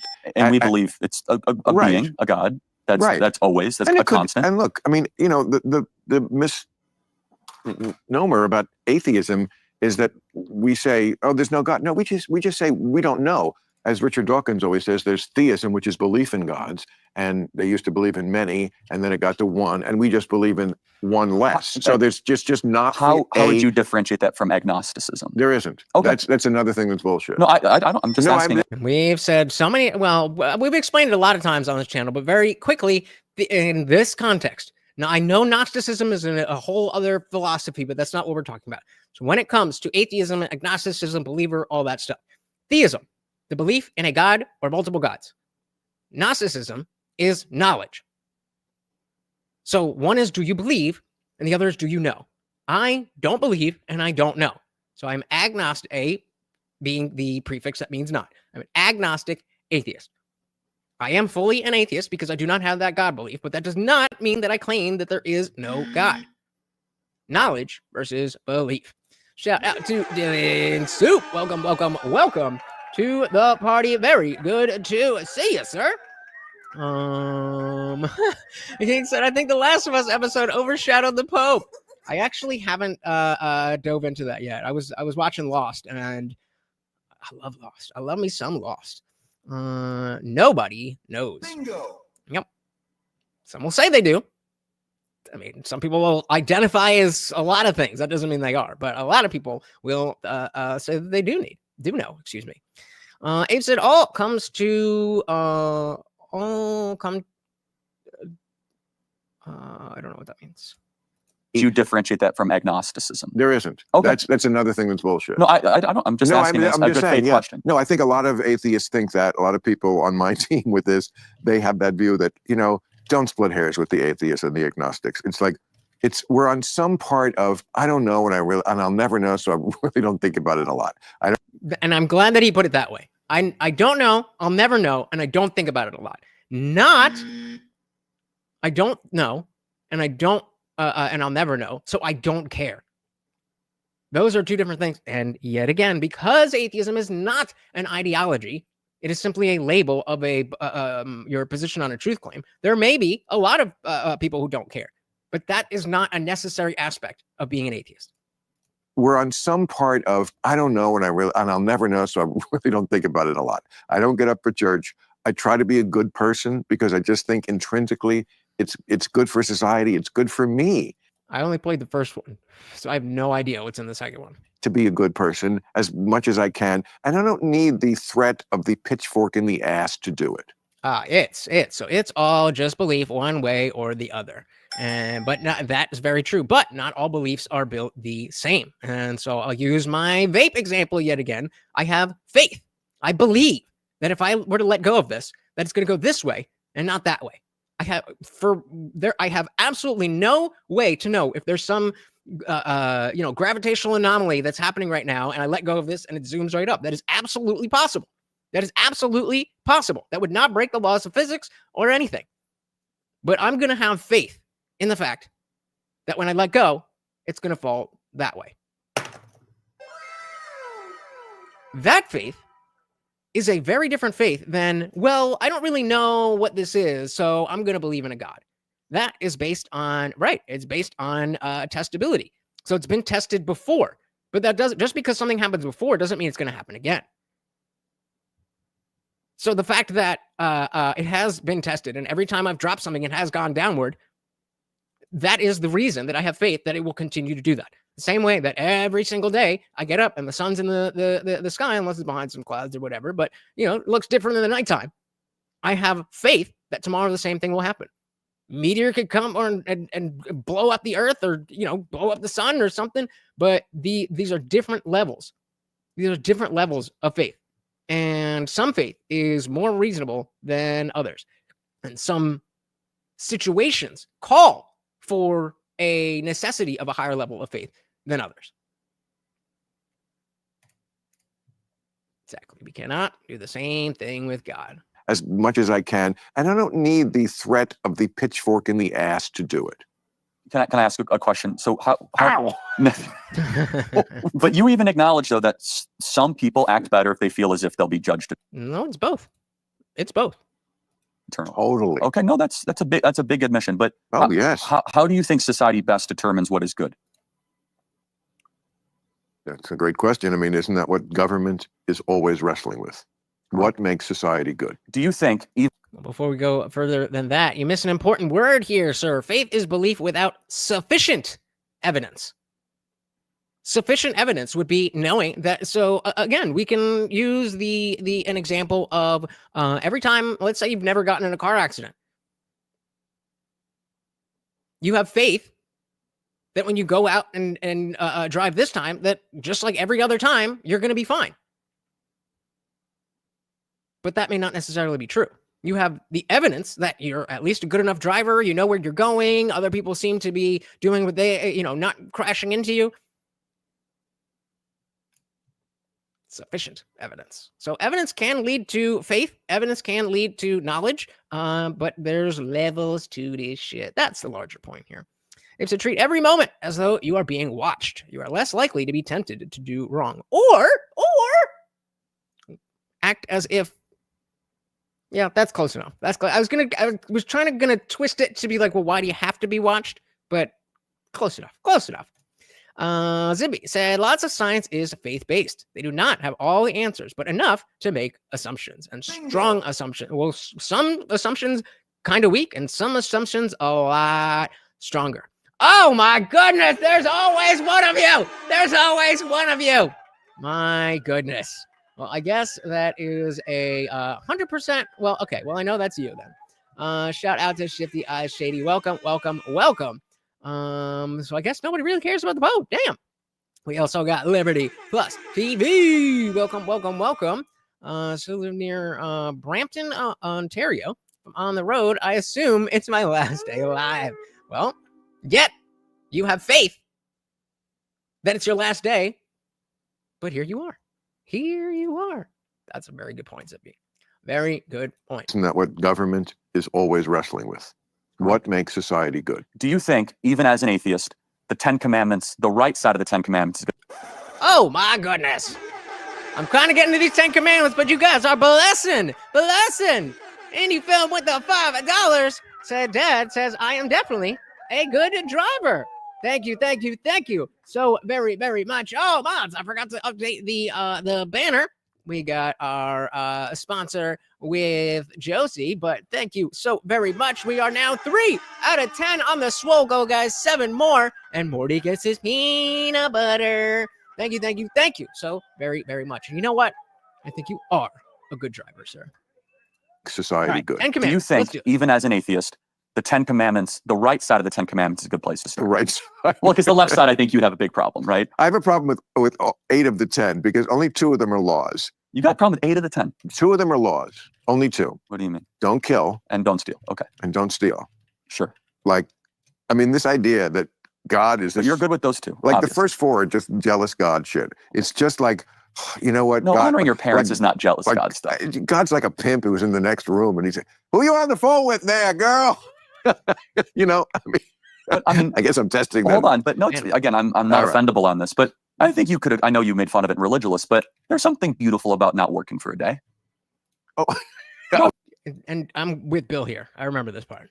Made fun of it in Religious, but there's something beautiful about not working for a day.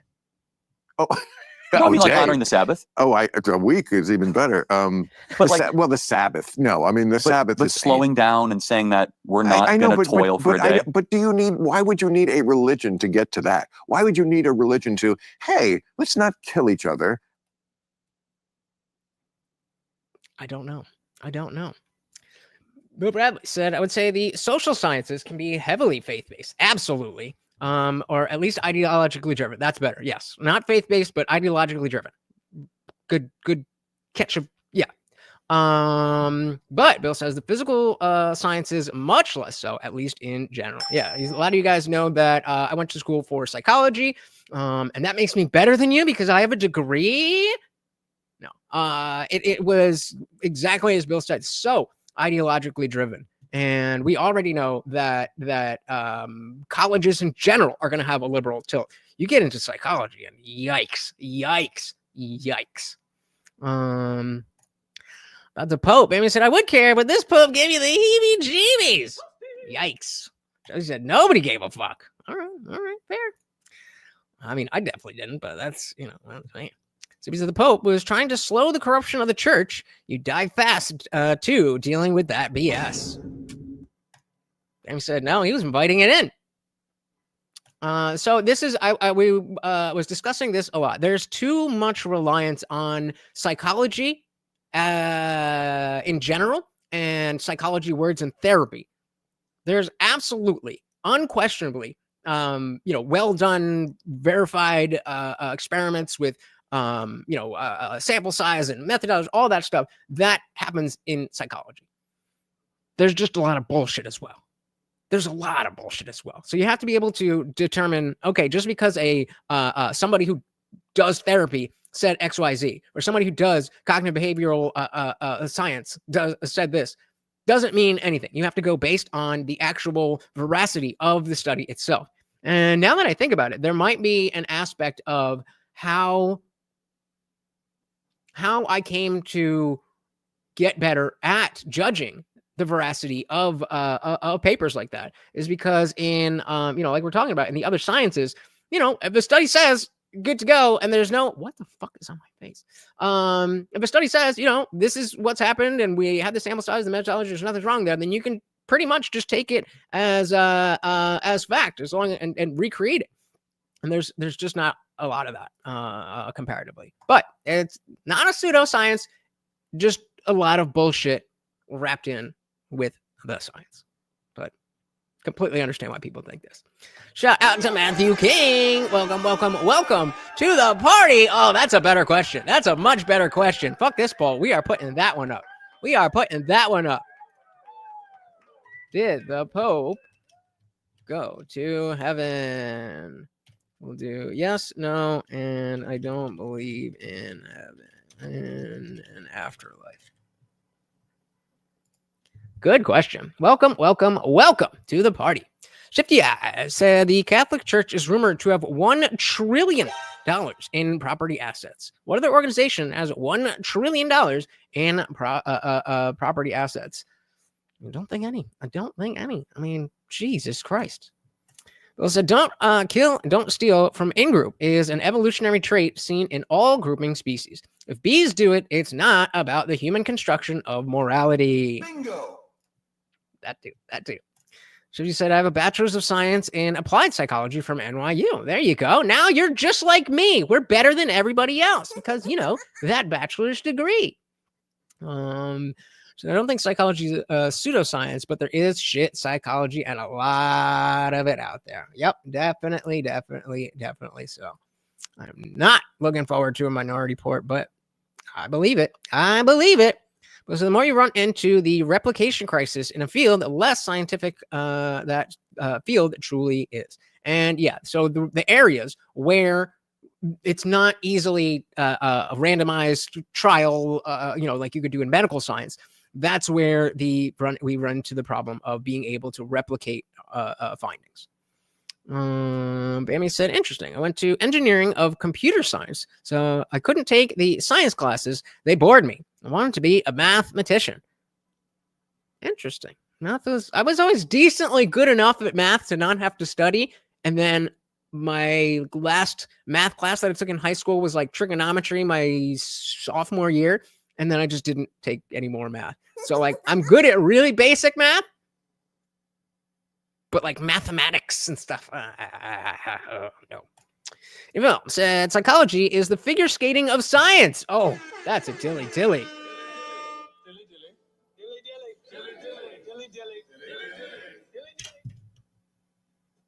100% the figure skating of science. I love it.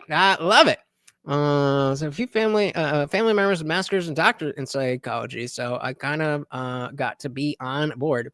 I mean, not necessarily, because like we're saying right now, there's a lot of good shit. There's a lot of bad shit. You know what I mean? A BS degree. I got a BA. So that's even worse. Jesus, 5 degrees. Shout out to Shifty Eyes, Dilly. Do you feel like all 5 of those are useful to you? Interesting question. All right, let's dive back in, guys. But slowing down and saying that we're not going to toil for a day. But why would you need a religion to get to that? Why would you need a religion to, hey, let's not kill each other and take a day off? Like, I don't need a threat or a carrot for that. It's just so intrinsic. It sort of reminds me of the beginning of the Declaration of Independence. If it's intrinsic, then why is it that a lot of countries that don't have Christianity struggle to come to these realizations? That, for example, communist China. We're going no Hitler analogies, right? Under Mao, which was resolutely atheist, right? Resolutely.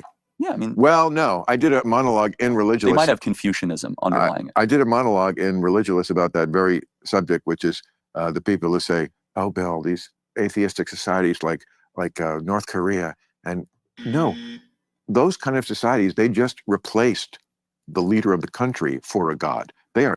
Just like in America, a lot of atheists have replaced the state for a god.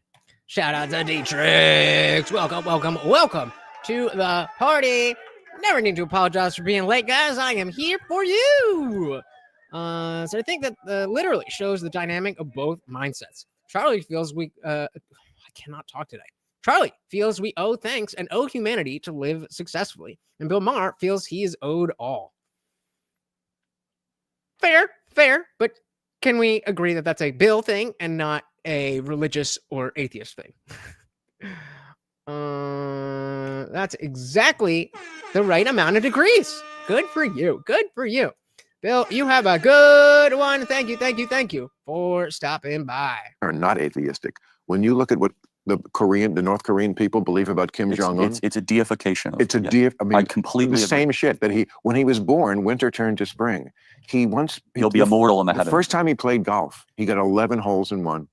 He invented the hamburger. I'm not making That's more improbable than a virgin birth. It is. It really is. We agree. I'm not making this up, but they believe that. So don't tell me North Korea is atheistic. They're not atheistic. But there is in China at least, and of course in the Soviet Union, there was a anti-Christian movement, very hardcore. Okay, so I guess what code, and I'm not saying this sarcastically, what book do you think is best for humanity to live by? I don't think he does. He obviously sees the possibility, but when you have the dogma, that is the hardest thing for you to see. So I guess what code, and I'm not saying this sarcastically, what book do you think is best for humanity to live by? I say the Bible. What would you say? No, it's important. And see, this is, again, why are you laughing? This is a great question and a perfect opportunity as a moral atheist, if you think you are a moral atheist, Bill, to put forth what it is that you think. And if you haven't thought about it well enough to articulate it, then maybe you should do that before being so fucking smug. At least I have the answer of, okay, I think we take Christian values and we take the verifiable truths of science and work in the social aspects of what can be and follow the science on that. In terms of the moral structure, that has to be built. And it can't be built as long as people like you are saying Christianity is the only way.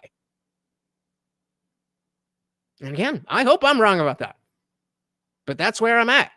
And so when someone proves me wrong, then I will become a Christian. Well, Christian enough that people these days call them Christian. To live by. I say the Bible. What would you say? No, it's an important philosophical question. Right? I have a book called Not the Bible. I'm not kidding. There's literally so not loving your neighbor and not helping them. There's a lot of good stuff there. Okay, but again, let me tell you why I'm asking. You're cherry picking. Come on, Charlie. The story of the Bible is one of love and redemption. There's a lot in the Bible. The American identity, and that's exactly what my overall goal is. Because as I was so, as I was humbled when I went on the Timcast after show, and I talked about this and the American identity and why isn't that good enough? And Tim shot me down saying, no, people need a story. People need a mission to grab onto. And I didn't like hearing that because I was like, what do you mean? Making America great again. But that's not enough. That's not enough to replace something as big as a god. And so, yeah, the Constitution is a fantastic place to start. But unfortunately, there's too many people, as we see with the atheist community, there's too many people who are not, who don't care enough about the Constitution to live those values. And so what we need as atheists is to create a story, not a falsehood, but a story as to the reason why the Constitution is something so fundamental.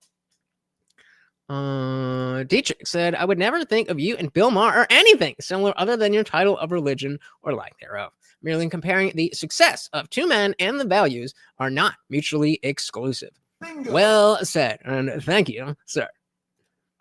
Come on, Charlie. The story of the Bible is one of love and redemption. There's a lot in the Bible. It is. It's a story of love. The Old Testament? Well, the entire arc of the Bible is a story of love and a need for humans' redemption. Well, that's a charitable way of looking at it, and that's in there. There's a lot of things in there because it's a giant... Guys, if you do me a huge favor, we got 17 people in here and only 9 likes. Let's just do 5. Let's do 5 more likes, and that will feed my ego, and maybe I'll be almost as smug as Bill one day. Anthology over centuries of many different writers. There is a lot in the Bible. It wasn't written by God, right? There's a book of the Bible I think you'd love. What? Song of Solomon. Song of Solomon. Crosby, Stills, and Nash? Song of Solomon's all about sex. I know. It is? Yeah. Quote it. Can't. It's not appropriate. No. What? No. That's this is such a simple point that I don't know why I've never thought of before. I've used the fact that, when we talk about, atheists do this and atheists do that. Like, yeah, atheists Hitler brushed his teeth. That doesn't mean anybody who brushes their teeth. Good point. I know. It is? Yeah. Quote it. Can't. It's not appropriate. No. What? No, it's there's too dirty. Yeah, bro. Some of the shit in the Bible is not YouTube friendly. Go check out Lot and his daughters. For a podcast? No, it literally is about how a husband and wife can grow intimate to one another. And there's can you tell me that? Can you give me the cheat sheet on that one? I'm telling you, the Bible has wisdom in ways you might never imagine, Bill. But no, what I'm getting at. Teach you how to clap them cheeks. Thank you for the likes, guys. Very, very much appreciated. And if you didn't hit the like button, that means that God hates you. Though, is that this is not a gotcha or sarcasm. I mean this. Humanity will seek to find a book. They'll seek to find a code to live by. Okay, and I think it's incumbent on atheists to tell us what that should be. I agree. I absolutely agree with him. That's why we need to come together as people who want to bring the same type of values that exist in Christianity and the people who don't believe in the truth claims. We come together and we make it all good. I agree with the first part of that. Humanity will seek to find. Seek to know. That's Aristotle's first. Well, seek to find something that mollifies their feelings. That's different than knowing. No, they don't really care about knowing. They care about mollifying their feelings. Like they know. I feel empty. What will make me feel better? This book that purports to have answers it couldn't possibly have. And so the question is, what is your alternative? But it does make me feel better because now I don't have to wonder about things that are very problematic to worry about. Like, how did I get here? And what does it all mean? And why do, kids get fucking cancer when they're 2 for no? So what is your alternative? That's the problem. We can point out issues with religion and the Bible and Christianity all the live long day, but if you don't have an alternative, or at least the notes of a discussion of what could be an alternative, you're just talking shit. You're just talking shit. They said, why are atheists never criticizing Jews? Seems like it's always mainly Christianity. Yet Christianity doesn't double as a race and religion when convenient, nor does it get its own anti-category. That's because Jews, by their doctrine, are not trying to push their religion on you. So if Christians were not trying to push Christianity, I'll talk for myself. I can't talk to can't talk for other atheists, but personally, the same reason I don't have as much of an issue with Jainism. Same reason I don't have an issue with Buddhism. I have a Buddhist tattoo. And the same reason why I have a huge issue with Christianity and an even bigger issue with Islam. Not all ideologies are the same. Yep. Oh no, they said Charlie's playing the game of if you don't have a better answer, we have to go with mine. Right. Which is the, one step too far. Just because I don't have a better answer doesn't mean yours is right. But he is correct in saying that atheists need to be able to present something because there is a societal aspect of Christianity being the moral game. So he is absolutely right there. Is there? Oh wait, I see a 1, so I'll wait for a 2. Get here, and what does it all mean? And why do kids get fucking cancer when they're 2 for no reason? I don't have an answer. Right, I know. I'm just saying. And I acknowledge this book has the answers to that question. Don't ask. Okay, don't ask. A and B. God works in mysterious ways, and that's the end of it. Go to your room. I think it's a little deeper than that, but. It is. I mean, it is. You're just like, oh, it's just a bunch of happy coincidences. Yeah, it is deeper than that. So Dietrich said, what Bill just said has nothing to do with religion, even though it's about the Bible. Someone who sees a cherry tree, eats a few, and spits them out, claiming they are tart, and finds the tree useless. Someone who studies the cherry tree, sees the cherries, and knows some are not ripe, and some that are appreciated. Some that are appreciated. The tree can make a bomb-ass pie. Okay, interesting. I'm following the analogy. I'm not sure what it's referring to.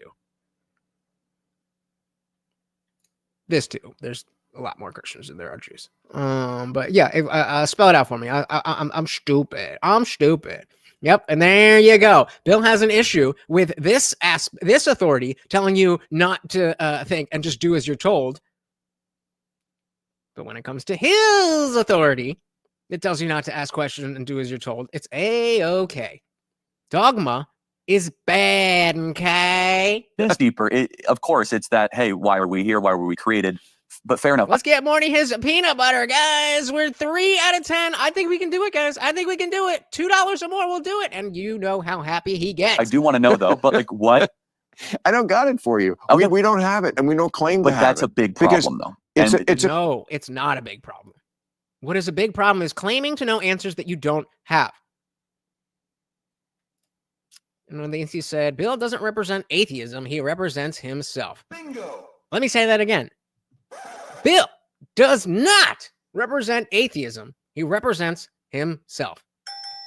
And let me pause, because the Bible was the document, as you acknowledged, that our founders read and believed that built this beautiful society that you and I both love.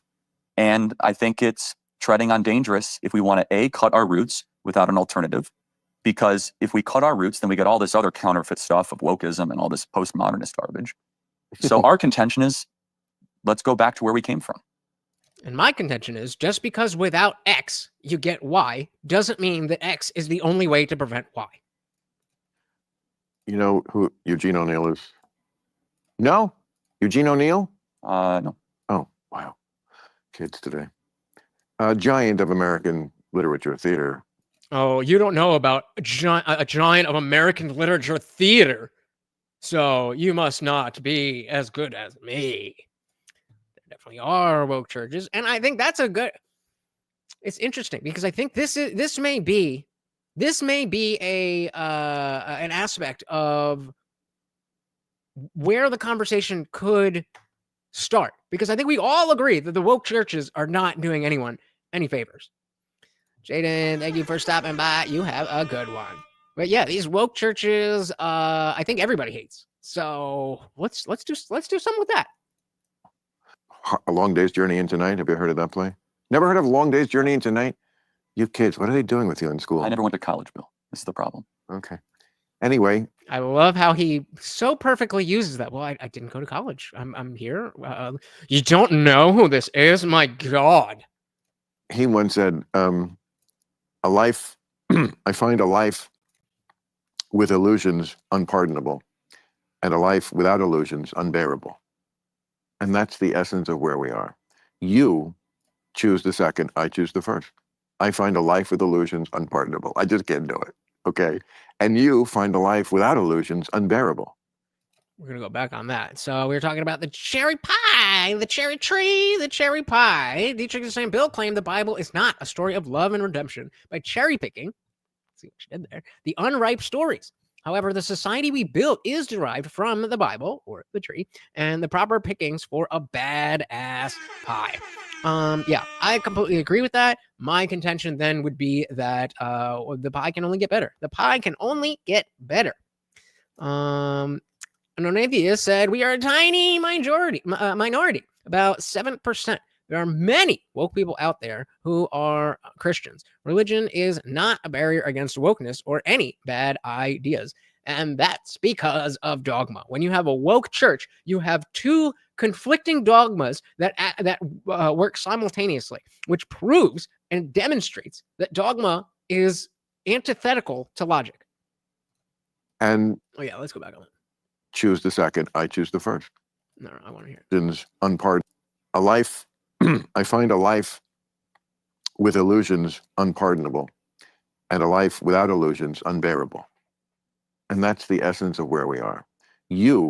So untenable and nihilistic don't mean the same thing. So what are you just saying? It's untenable and it's nihilistic? What's untenable? Maybe said, yeah, the woke Christians are a sect of Protestantism. Well, that's what I'm saying. If we can all agree on that, let's start there. Choose the second, I choose the first. I find a life with illusions unpardonable. I just can't do it. Okay. And you find a life without illusions unbearable.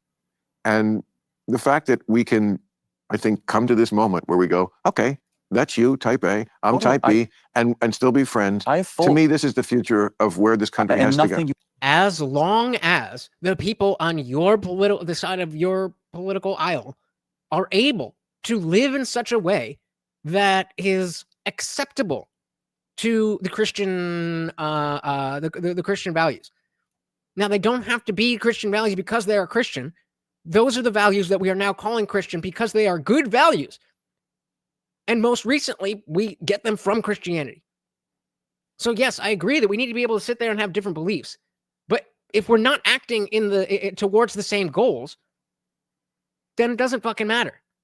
It doesn't fucking matter. I'm going to play this one more time, guys. Thank you so much. If you guys are enjoying the show, the party rages on 24/7 over in our Discord. The link is pinned to the top of the chat and is absolutely free to join 24/7. We are in there hanging out, having a great time. And guys, it is absolutely free. However, if you are a member of this channel here on YouTube, you can scroll right below that video and hit that join button. Starts at $2.99. There's a few different tiers, but $2.99 will get you in. It gets you members only live streams here on YouTube, all that other good stuff. But it opens up the full Discord server. So we've got the free chat that is open to anyone. Anybody can join and talk. But as you can see, that is just one of our channels. There's a bunch of different channels here, including our disciple chat for members only, our word of the day watch party, where we're talking about all this stuff. And of course, we have the voice channel here, where we are hanging out at this moment. Shout out to everybody in the Discord server. Say hello and tell them to come and join. Hello, come and join. There you go, guys. Simple as that. See you there. See you there. I'm Totally. type B, and still be friends. I have full. To me, this is the future of where this country has and to go. nothing you have said has offended me in the And, slightest. and I I mean that. It's appreciate not that. some. And I appreciate that. Because again, that was my question in Religulous. How can otherwise really super smart people, but this is the answer. Like, and it's, Can I interrupt? Do you Yes. doubt those of us that have had religious experience? It's so yeah. I'm saying that it's Protestantism is the fastest growing sector of Christianity. That's because it's fake Christians. It's people who are against the wokeness, who don't really believe, and they're not very pious, and they're not willing to give up the things in their life that are modern and secular. So they just go to the easiest version and call themselves Christians because they don't want to be a bad person. And we've created this false dichotomy of Christian good, atheist bad. So we can get rid of this sector of Christianity that is plagiarizing your faith, and just get them to stop, which will then purify your religion and improve our society. What's the issue? So he said it's a contradiction. If you get rid of illusions because they are unpardonable, then life becomes unbearable. Yeah, I can agree with that. And again, very much a religulate. this is the answer. As he would Like, call and it. Can I interrupt? Do you Yes. doubt those of us that have had religious experiences? Do you think it's just like neurological phenomenon? how would you If define I say it? that Jesus changed my life, Most it's gone to times, work yes. in my soul. Personally, most times, yes. It's just some type of neurological something. That does not mean that whatever spiritual experience you've had, I'm saying it didn't happen. Other people will say that. I'm not saying that. Whatever you experienced, clearly you experienced. What I'm saying is perhaps what you are attributing that experience to may be incorrect. How would you If I define say it? that Jesus changed my life, and Yeah, but he's gone to work if in he- my soul. Okay, but How was he like? do you know that? Did he jump in the car with you at the drive-through? You know, No, like, but okay, it's what you said a religious experience. I have to ask how much that is. there was a moment where I realized that I'm not all that I would ever want to be, that I fall short of the glory of God's wish. And When was this? when I was in 5th grade, actually. believe it or not. Fifth grade, Yeah. really? Yeah. You That's when I gave my life to the Lord. you were thinking about this shit in 5th grade? Amazingly, I went to Christian school. So. Oh, well, that makes a lot of sense. I wonder what would have happened if you went to a Muslim school or a Jewish school. So you don't see that as indoctrination? Well, I actually went to a private school previously, but they didn't force it on us, to their credit. No, but you said you were in a Christian school. They don't have to force it on you. It's the only thing you fucking know. That's what indoctrination is. Yeah. Okay, you're 10. You're in a Christian school. There's no connection of like maybe at a very early age they put a chip in your brain. I mean, I still had to make the decision for myself. Did you though? Did you though? Did you though? I reject it. Maybe you would have eventually become a Christian. Maybe not. We will never, ever know. Dietrich said, good people are good people. Bad people are bad people. Life is a play, and we make our own characters. Very, very true. Very early age, A little more complicated, but they put a chip By in your March. brain. I mean, I still had to make the decision for myself. By the way- And to the and there's a lot of kids that went to that school that aren't Christians anymore, and so By the way, I went to Catholic. I was raised Catholic. didn't stick. I had the opposite reaction to catechism, which was the religious training we would go to on Sunday morning, where you would learn how to be a good Catholic. And it just really turned me off to the whole. Was it too forceful, too legalistic? Like I all mean, of it. It was just a giant. I mean, I was used to a room with 20 kids in it at regular school, and then on Sunday there's like 60 kids, and they're from different schools, and it's just like they're like. And the nuns were like mean because you got 60 kids you don't really know. You have to like, and of course they're mean to begin with, to like get them in order. And they scared you and they yelled at you and they hit you with a ruler on the knuckles. I'm from that era where they still like fucking hit you on the. You know how often I hear the rulers from like I mean, scorned Catholics? The ruler is like a very common thing. Again, the idea that you keep people in line, it's by fear. That's why you're keeping people in line. And that's a question an atheist really, I think, is due to ask a religious person. Do you really think fear is the best way for us to grow and become good people? Because I think a lot of people would say yes. I mean, I think Andrew Wilson would probably say yes. And that's fair. Kind of the heart of this conversation is that we don't have to agree. But yeah, some people do think that fear is the best way.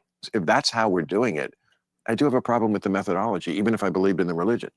I hear that from a lot of people that were raised Catholic, and Right. And so then, Bill, you need to figure out what those things are. You can say, okay, you know, the foundation that this is fear-based. I don't like that.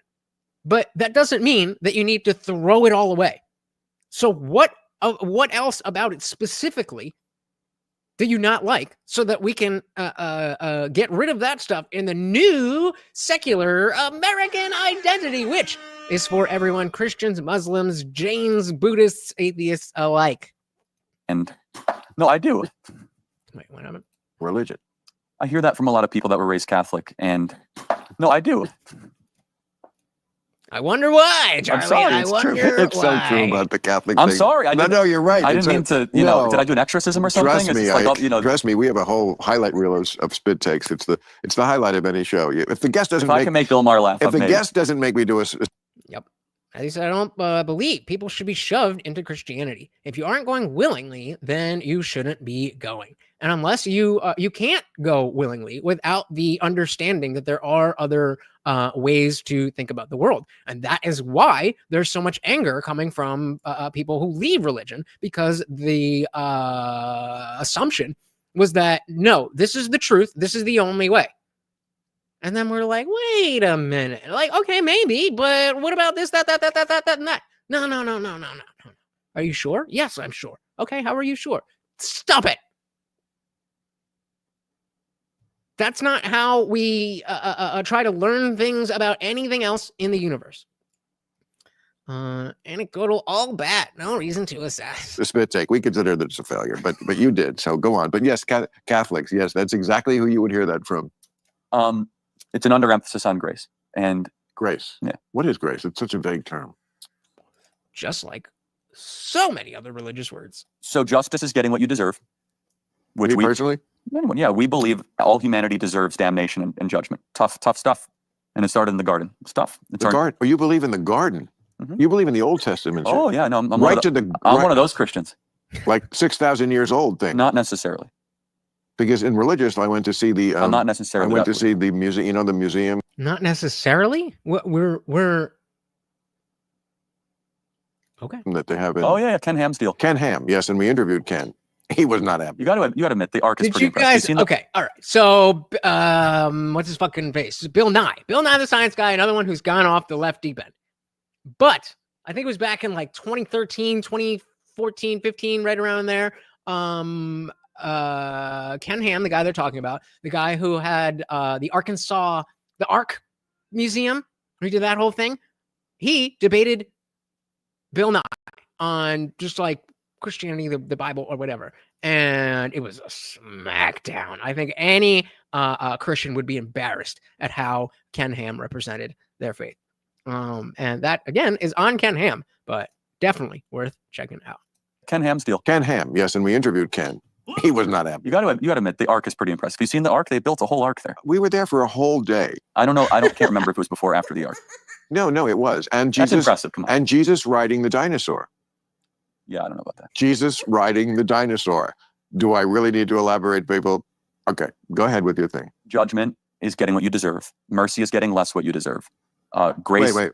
Mercy is getting less than what you. Yeah. So we believe Jesus gives us grace. So you get a prison sentence, you get judgment, you get mercy. Did somebody just send me some Bitcoin?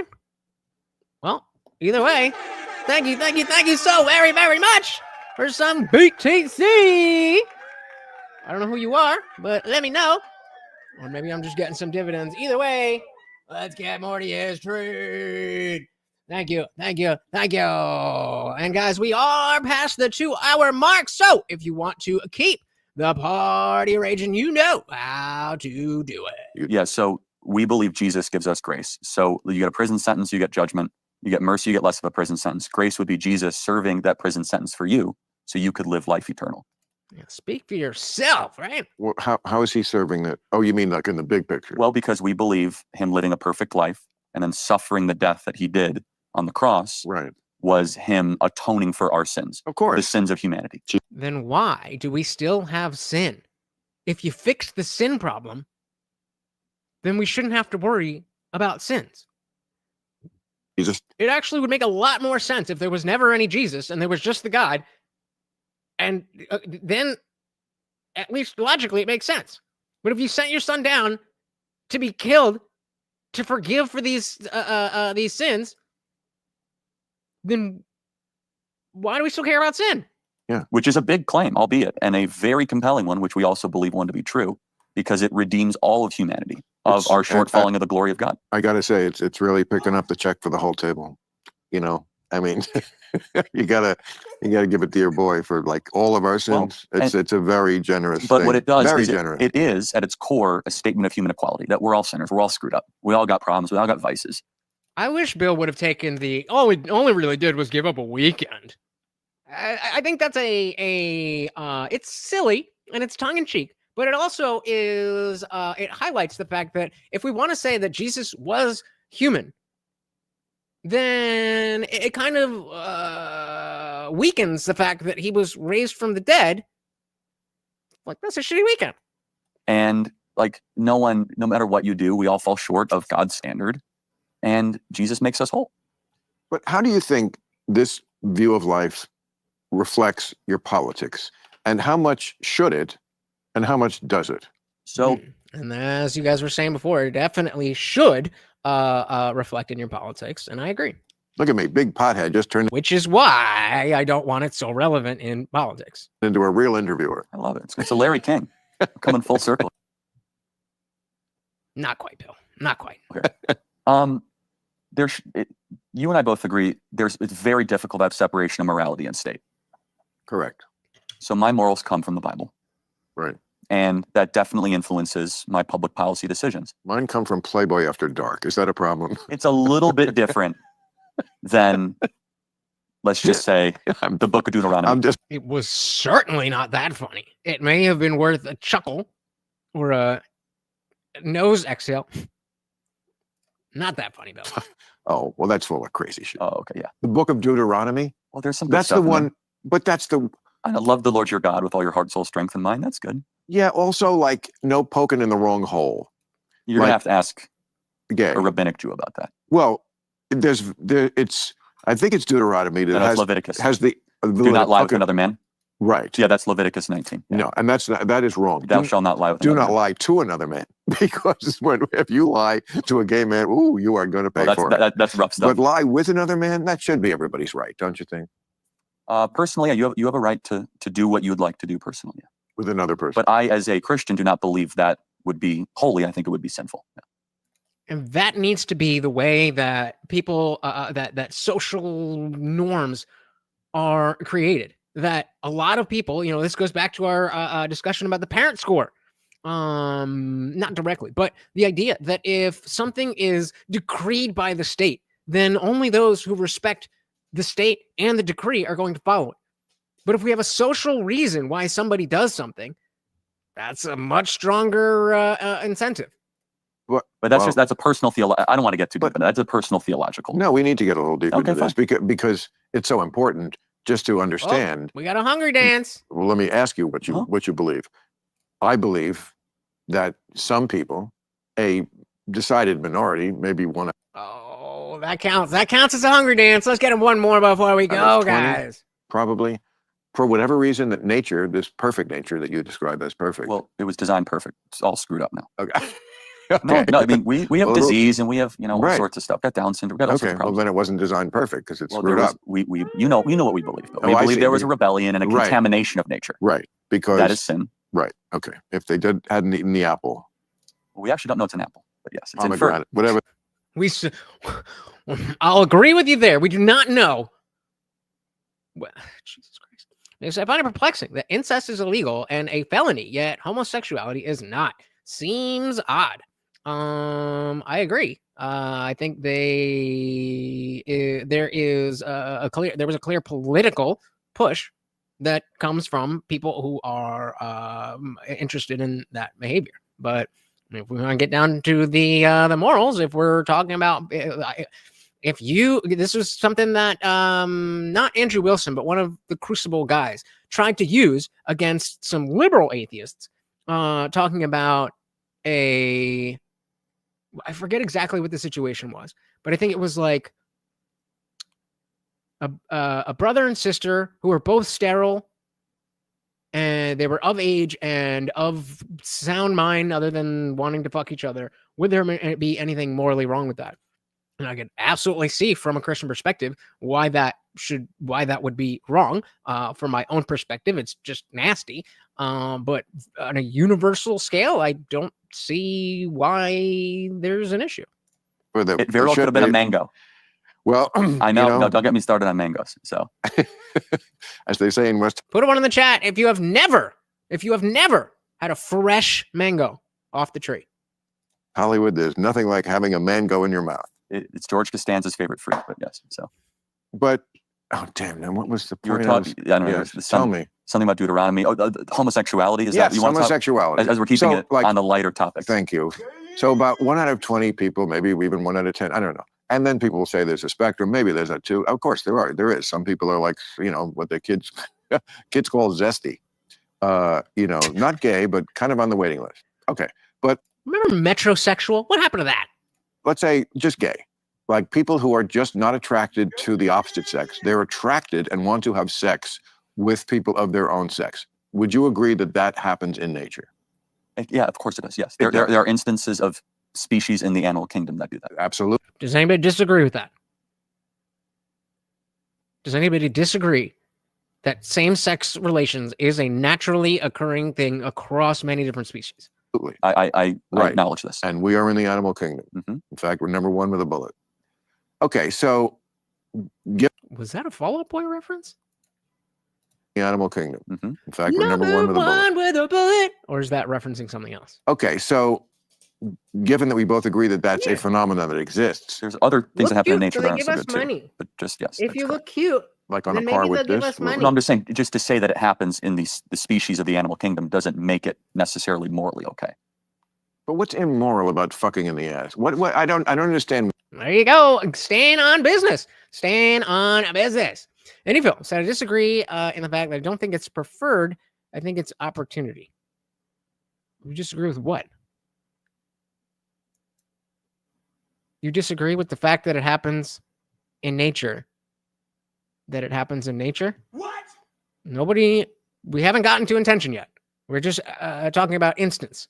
Do you agree or disagree that same-sex relations occur in different species across the board? Amy said it is nasty. The laws don't state the reason, but just what's prohibited. I looked up the reasons due to an Arkansas video, and they are valid, and it's just gross.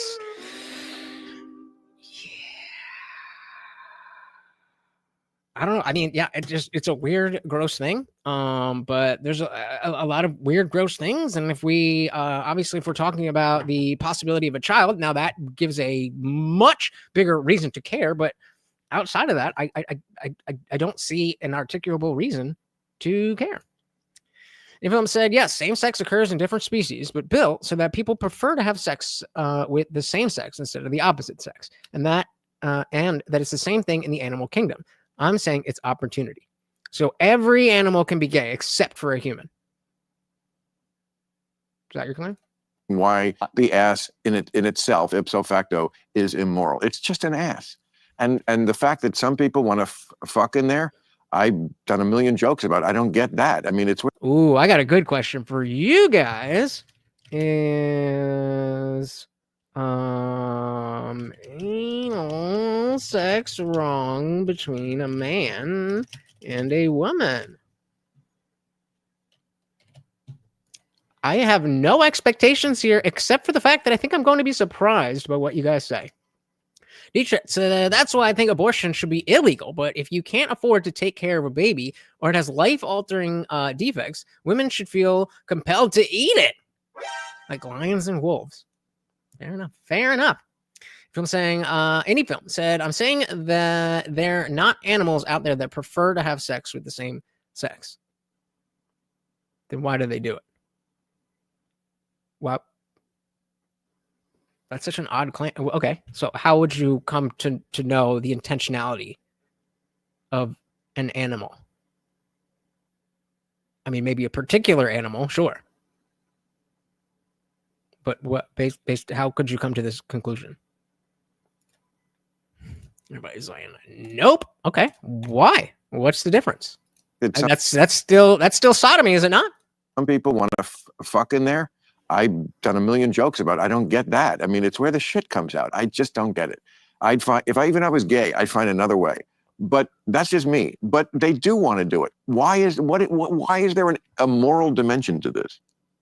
Again, I believe scripture. Because God said so. Sure as God breathed. It's what the Bible says. Because the Bible says. Yeah, I did. Correct. But you do know, like, So if the Bible, or if God came down and said, you know what, actually, heterosexual sex is now wrong and homosexual is the only way to go, then you'd have to listen. the argument from people like me, that kind of logical argument, is that, well, these books were really not written by God. They were written by men, and it reflected. Well, of course, they were transcribed. It by reflected men, the primitive views of people in that era who would, of course, have had primitive views. They also didn't understand germs or atoms, so their views on this were primitive, and they believed that there was something wrong with that. That I get it, that it was different than most of the people in the tribe, that these two guys are going off and doing it, but that we can, as sentient beings now, logical, intellectual beings, recognize that this was from a long time ago, and now it's just something that happens in nature, that some people want to fuck this way and some people want to fuck this way, and there's no moral dimension to it and no reason to call it a sin. So that's kind of what Bill is saying in the film, that like the reasons it happens in other animals is not really relevant to his point. His point is that it does happen. And so what is immoral about it? Other than God said so. And if nothing else, like, okay, that's your answer then. God said it's bad, therefore it's bad. That's your belief. But you have to understand why that is not something that an outsider would expect. Those are your beliefs. Again, Christianity just disagrees with that. So, I mean, So you can see how anti-intellectual this becomes, because there is a way to craft an argument as to how allowing gay sex could lead to X, Y, Z, and da-da-da-da-da-da-da, whatever argument that you want to make. But that argument doesn't get made because the conversation stops at God said so. It's not good. It's not good. If it really is that bad, give me a reason, and I'll stand right next to you and say, no more gays. it's the only sin that God destroyed a city over. So, I mean, and I'm not trying to be legalistic about it. It's just a fact, right? I think, and it's explicitly prohibited in the text. By the way, so is adultery, and so is stealing, and so is coveting. Charlie, I'm guilty of coveting, and I mean, we're all guilty of many sins. I'm not trying to single that one out and try to be. I got it in the film. So what you're saying is sexuality is a spectrum. Pompous, or I think the phrase you're searching for is "save your breath." This is what we believe, and I get it. It's doctrine. So wait, Dogma. coveting? What do you mean? Now, coveting is one you can't control. No, that's not true. Oh, stop it! You can control coveting. It's like saying you can control. If I say hunger, don't ever think of a pink elephant. You will think of a pink elephant. It's a little bit more than thinking. We would say in the interpretation of coveting. It's to the place where you become obsessed. Oh, it takes your being. No. Oh, no. That's coveting? I thought coveting was just wanting something you don't have. Oh, that's always how I was taught. Coveting your neighbor's wife, just not actually fucking her. Well, obviously adultery is its own thing, but the coveting thing.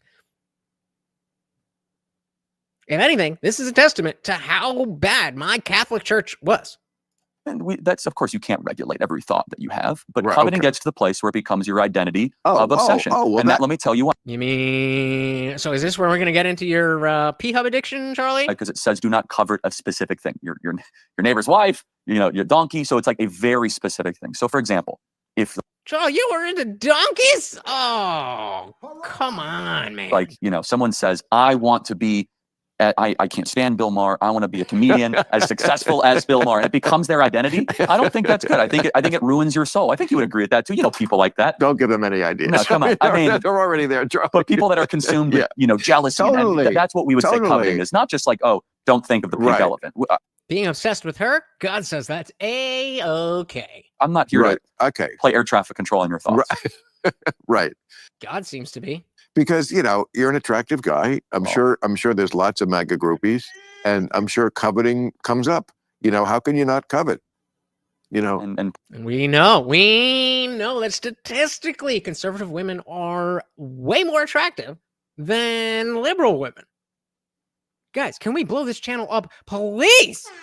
God damn. praise God that I have a great wife. Right. And we, she understands about the covenant. Yeah, and we have a very healthy, loyal, wonderful marriage. And look, Right. but male nature that's why there had to be a prohibition on adultery, because it is male nature to. No, I think it's actually easier to be a female in that way. I completely agree. Right. I covet being a female. I wouldn't go that far. But how wrong is that?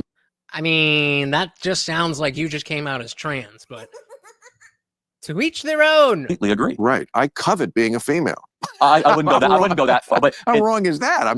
No, and again, good on you for being a liberal that acknowledges male-female distinctions. What a concept, right? Of course. I mean, of all the low-lying fruit that the Democrats just like hand the Republicans to win elections, that's the one. It's so funny. I joked around with my team the other day. I said, are they really going to just let us win every national election on this no men and female sports thing? Right. Like, they can't surrender on this one issue. It's so ridiculous. It's a 90-10 issue. Yeah. There's 890 medals and trophies of men winning these competitions. You lost Gavin Newsom on this. Okay, take that as a hint, right? I mean, I think you were. I was the one that asked the question, right? Yeah. No, that's but he lied to try to look good. That's what he does. Issue of fairness, all that. Well, that's what I mean, we can give Bill credit there. As many dumb ideas as he does have, he does seem to, at least in the moment of when he's saying a thing, believe the thing that he's saying. And there's, the liberal mind virus of not being able to have a principled stance and apply that across the board. I think in the moment, unlike very many other liberals, mainly the politicians, but definitely applies to the voters as well. I do think that when he says stupid shit, he actually does believe it. And he said, being a female is awesome a lot of times, but sometimes it can be a pain. I think that's just existence. But I don't know. I've only ever been a man, baby. It started to say when you sat down, you're everywhere now. You're Gavin New, everybody's podcast, and look, I always say this: everybody's a monster till you talk to them. Not to say that there aren't some people who probably are monsters, but I've yet to find the horror show that is you. So let me keep looking, Bill. No, I want to. You got to keep going. I do. I want it. So tell me, cut me some slack, because we're friends now, right? We really are. Absolutely. Okay. If you ever have to ask somebody if they're your friend, if you are a friend to them, you're not. But tell me, cut me some slack, because we're friends now, right? We really are. Absolutely. Okay. Sure, bud. Whatever you say. So just cut to the chase. What is it that the 10% who hate me? Oh yeah. Tell me what they are wanting me to press you on now. What is the thing that presses their buttons the most about why you're an incorrigible dick? I don't even think you would agree with their accusations. But I just want to know what it is. They would say I'm hateful. They would say I'm a bigot. They would say that I'm a xenophobe. Those are the contentions that I get. But based on what things that you've said specifically? I mean, I believe that transgenderism is a mental disorder, as it was, diagnosed in the. So you don't think any people are like born, quote unquote, in the wrong body? No, I don't agree. No, I think people might think they are born in a different body. Just the way that people think that they're talking to a guy. But I believe it to be a mental disorder, as most of clinicians did up until the last 5 or 10 years. Well, this is another one where the woke hates me. I mean, I did a whole thing on how I think, and we do disagree on this, by the way, because I do think there is such a thing as being born in the wrong body. But I said what's going on in the country is what I would call. Well, I would, especially as a Christian, it would be, the conversation would go much further as just another secular person, but especially as a Christian, what does born in the wrong body even mean? What is the wrong body? How does it articulate that to me? What do you mean the wrong body? There's someone else out there that you were supposed to be? Or there's someone who doesn't exist? That's not a sensical, logical conversation. And especially when you're just going to lambast Christianity and then turn to your own stupid dogma that don't make no fucking sense. Like, what are we talking about here? Yeah, I'm definitely with Charlie on this. I again, maybe I just am not understanding what it is that is meant. Yeah, go ahead. Yep, nope, not doing a show here. Like, I don't know what that means. I don't know what that means. The wrong body, as opposed to, and then you're not changing bodies. You're not changing bodies. You're just doing things to that body. The whole thing doesn't make sense. The whole thing. They think their mind doesn't match their genitalia, basically. They say a sign at birth, but it's observed at birth. I mean, I get that they like essentially what is being said, but it doesn't make sense. And if you're going to be sitting across from Charlie Kirk, I would hope that Charlie would be the one to ask, what does that mean? What do you mean the wrong body? There is such a thing Fair as enough, being yeah. born in the wrong body. But I said what's going on in the country is what I would call entrapment, because entrapment by legal means is when you suggest to people something they really wouldn't have done anyway. And I use the example of the Liberty Seven, the 7 African-American gentlemen in Miami Okay. who were planning to blow up the Sears Tower. They were not. the FBI came in Yep. to 7 people who were probably had good reason to be discontented with America and said, wouldn't it be great if we blew up the Sears Tower in Chicago for Allah? And they were like, yeah. And they didn't even have a gun. That's entrapment. And Right. I think Or the Gretchen Whitmer kidnapping case, similar. Yeah. No, that's real. No, that's legit. That was, the kidnapping. no, that was entrapment. So she really wasn't. No, that was an FBI entrapment thing. Absolutely. It was. Oh yeah, it was like 5 feds and 2 guys. Anyway, All right. we don't have to get. We don't have to. For the record, I'm not acknowledging that I agree with that because I just don't know enough In the about comments, you guys can agree or it. disagree. I'm just acknowledging that Ooh, we I should respect take- Charlie Kirk enough. We should take a little look at the comments. What's a good poll question? I'm gonna think about that because I want to know what you guys think that like what direction the comments are gonna go. Clearly, this is Bill's show, but I mean, Charlie's got a good showing here, so I don't know. Those who really believe they are in the wrong body, but that's like someone who believes they are Jesus or Napoleon. Doesn't mean they are. Delusion or delulu, as the children say. Know enough In the about comments, you guys can agree or disagree. I'm just acknowledging that I respect Charlie Kirk enough to look into whether that is, and it could. So if the one of you said anal sex between a man and a woman is wrong, if you are willing to, it's an anonymous poll, but I would love to hear the argumentation as to why it is wrong. And I think I know the easy answer there. But more importantly, I would like to hear the answer as to why those of you who said, okay, I had it backwards. I was thinking most of you were saying that yes, it is fine. So then let me take that back then. So the one of you that said, am I stupid? Is anal sex wrong? No, it's not wrong. That is right. So one of you said it is wrong. I do, Matt. I told you I'm bad with fucking numbers. But yeah, why? Unknown Atheist said there are people doing trans for political reasons now too. It's being pushed on kids for political reasons by activists, and that's where the trans housing by proxy comes in, where it's adult liberal women who want political points, so they trans their kids. Haram!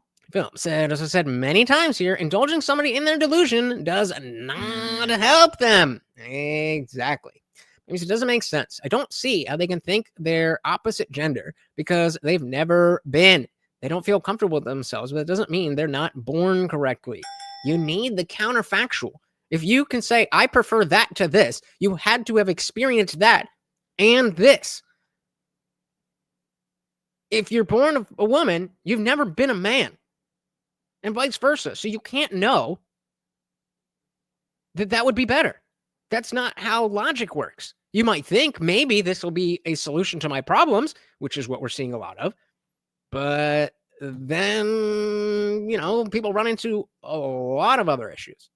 Just acknowledging that I respect Charlie Kirk enough to look into whether that is, and it could be true because I say it all the time. I don't believe anybody.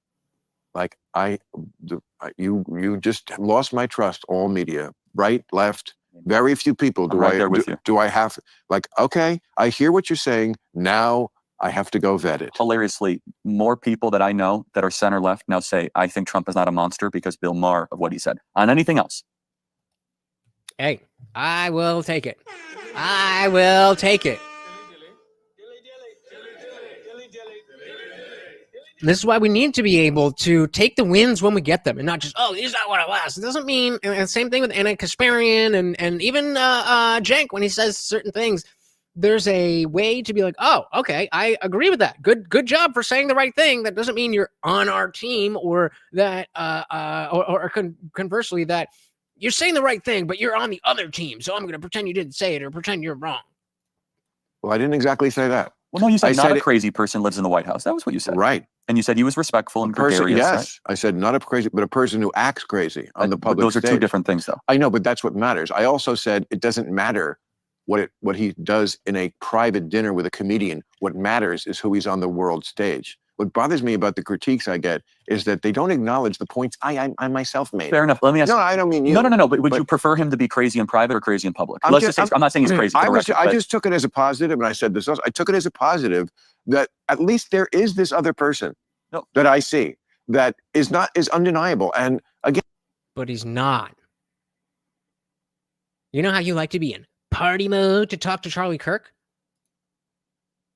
Now, use that same principle. I know it's hard. And imagine you, instead of just being on a podcast, had to be the president of the United States of America. Now you don't do drugs. You don't drink alcohol. So maybe there's some other thing that would help you feel that, like talking a certain way. Crazy thought. Again, for all the people who, we're losing truth. Yes, I was one of the first to say that. We are losing truth. Okay, but I told you the truth. That's all I did. I went there and I told the truth of what happened. Would you have good for you. And they would prefer that I had lied. I assume. Did you sign the Bill Maher Accords? It was like exactly. It was like the ratification of a treaty. But he signed that piece. I thought that was hilarious. It is hilarious. It's like you guys were negotiating. First of all, the thing I did was so fucking funny. You give me a little credit to sign the thing? No, but the whole piece I did on my show was hysterical. I thought it was terrific. Yeah, it was funny. And honestly, good for President Trump for hosting you. And he had the magnanimity to do that. Right? And listening. And again, the reason why I was the perfect choice for this was because nobody had been harder on him. So it was a real Nixon to China thing. And by the way, if you don't know what Nixon to China means, you probably shouldn't be commenting on political matters to begin with, my critical friends.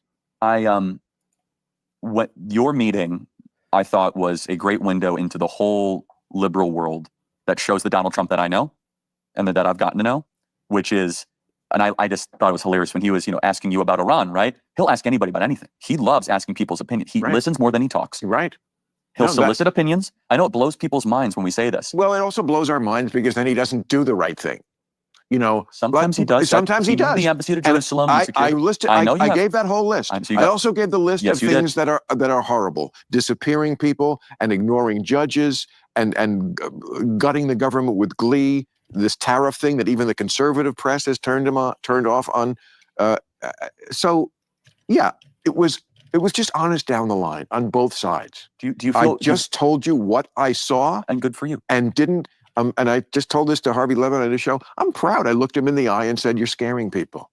I'm proud. I looked him in the eye and said, "How did he react to that?" It's almost like he's trying to.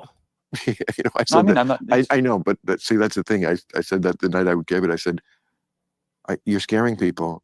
Why do you want to scare your own citizens so much?" And I know everybody wants to know what he said. And the truth is, I don't remember. Which means he had a beautiful answer that some people, maybe you, Bill, are smart enough to understand that if we do this, and this, everyone will be better off. But the average person, as you very well know, is fucking retarded. And maybe they do need to be, on this level, led by fear. That I'm okay with. When we get to the spiritual realm, that's a different question. Maybe you feel that it applies there too, and maybe not. But we could put that to the side. If we're talking about politics, maybe fear is the great motivator. And if it's working, then what are we talking about? I don't know. That's a cop-out. That seems like, why do you want to scare your own citizens? You're fucking, you're Bill Maher. You are Bill Maher. You're at dinner with Donald Trump. And you don't remember what he said about scaring his own citizens? Stop the cap. In a film, said it's weird. Bill wasn't disappeared after the dinner, and the guy that was disappeared just did an interview with the Senate. I don't know what you're talking about. Who got disappeared? What? Hey, shout out to TV Viewerski. Welcome to the party. He only smokes during his party time, okay? Don't call my best friend, Bill Maher, a pothead, okay? He's not. It's just for party time. Citizen so much, and I know everybody wants to know what he said, and the truth is, I don't remember. But it wasn't. What kind of drugs were you guys doing that night? But it wasn't okay, I'll stop. Okay. Then you would have remembered. That I would have remembered. So I have no illusions that we don't want him to stop. That's why we fucking voted for him again. You know, my dinner with Donald Trump is going to change the nation. But to the haters, it's just like, as opposed to what? Not engaging at all. That is their. It's either me or Gretchen Whitmer with the binders in front of her face. I mean, I feel like I did it better. I went in there. I didn't give 1 inch on what I believe, or saying to his face what I believe. But you know, I told the truth about how he's different in private. Do you think what do you think about the idea? You going? Here's how I would frame it. You going to meet with Trump would be the equivalent of Biden inviting me over for dinner. Meaning, like, is that fair? Absolutely. Okay, I don't want to put words in your mouth. Absolutely. Why do you think Biden or Obama wouldn't do that and Trump did? I mentioned that too in the thing. I said, you know what? You did. But I said, you know, because look, this was kind of a guy's dinner. Yep. Like I said, there is no way that you ask the question, Donald Trump, Mr. President, you're scaring your own citizens. And then just, that's not, no. As a former never Trumper, I can promise you, he knows exactly what Trump said. And look, Donald Trump is a man of a certain age, of a certain way of life.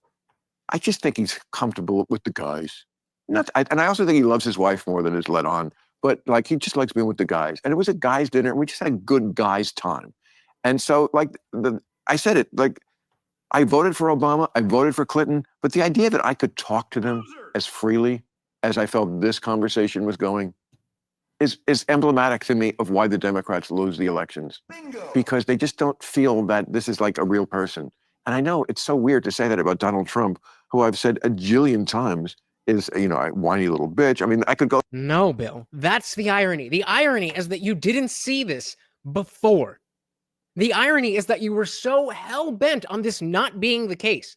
And to his credit, you know, willing to keep his mind open when he went there.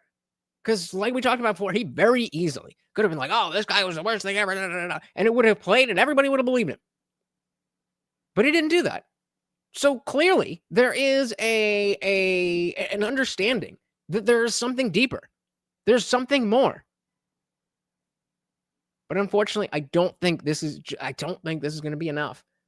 I think whether it's between his age, his elitism, his the party itself, the aspect of despite him being, you know, kind of a dirty old man, not being able to see, like, oh, me and Trump, we're both dirty old men. That, you know, like, it's not going to happen. But I am happy that he did it. I'm happy that Charlie came through and really underlined the things that seemed to have just gone right over Bill's head.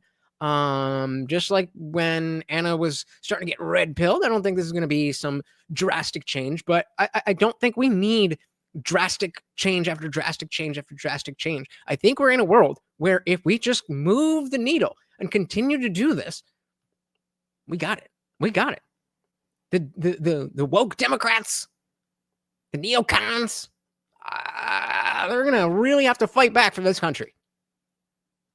Look at me, neocons. I am the captain now. We are the captain now. Let's give a big shout out to the donations. We had Josie with the $4.99. Our boy Indie Film with a $5. And of course, our sponsor, again, Josie with a $5. Thank you so very, very much for hanging out, guys. You know how much I appreciate you. And no peanut butter for Morty tonight, but we will try again next time. Guys, if you are new, make sure you are subscribed. I am live every Monday, Wednesday, Friday, 8 p.m. Eastern, and sometimes whenever I feel like it. So hit that subscribe and ring the bell so you never miss an Indian Jesus and Morty live party ever again. We're going to head over to the after party right now. I do start my new job. No, is it not tomorrow? Did I do that again? It's Monday. No. Okay, I do start tomorrow.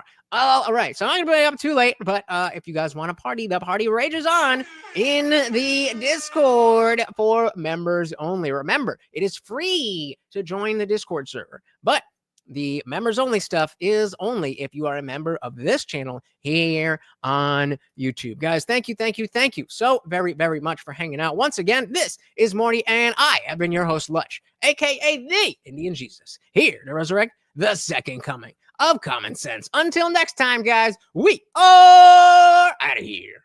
Peace.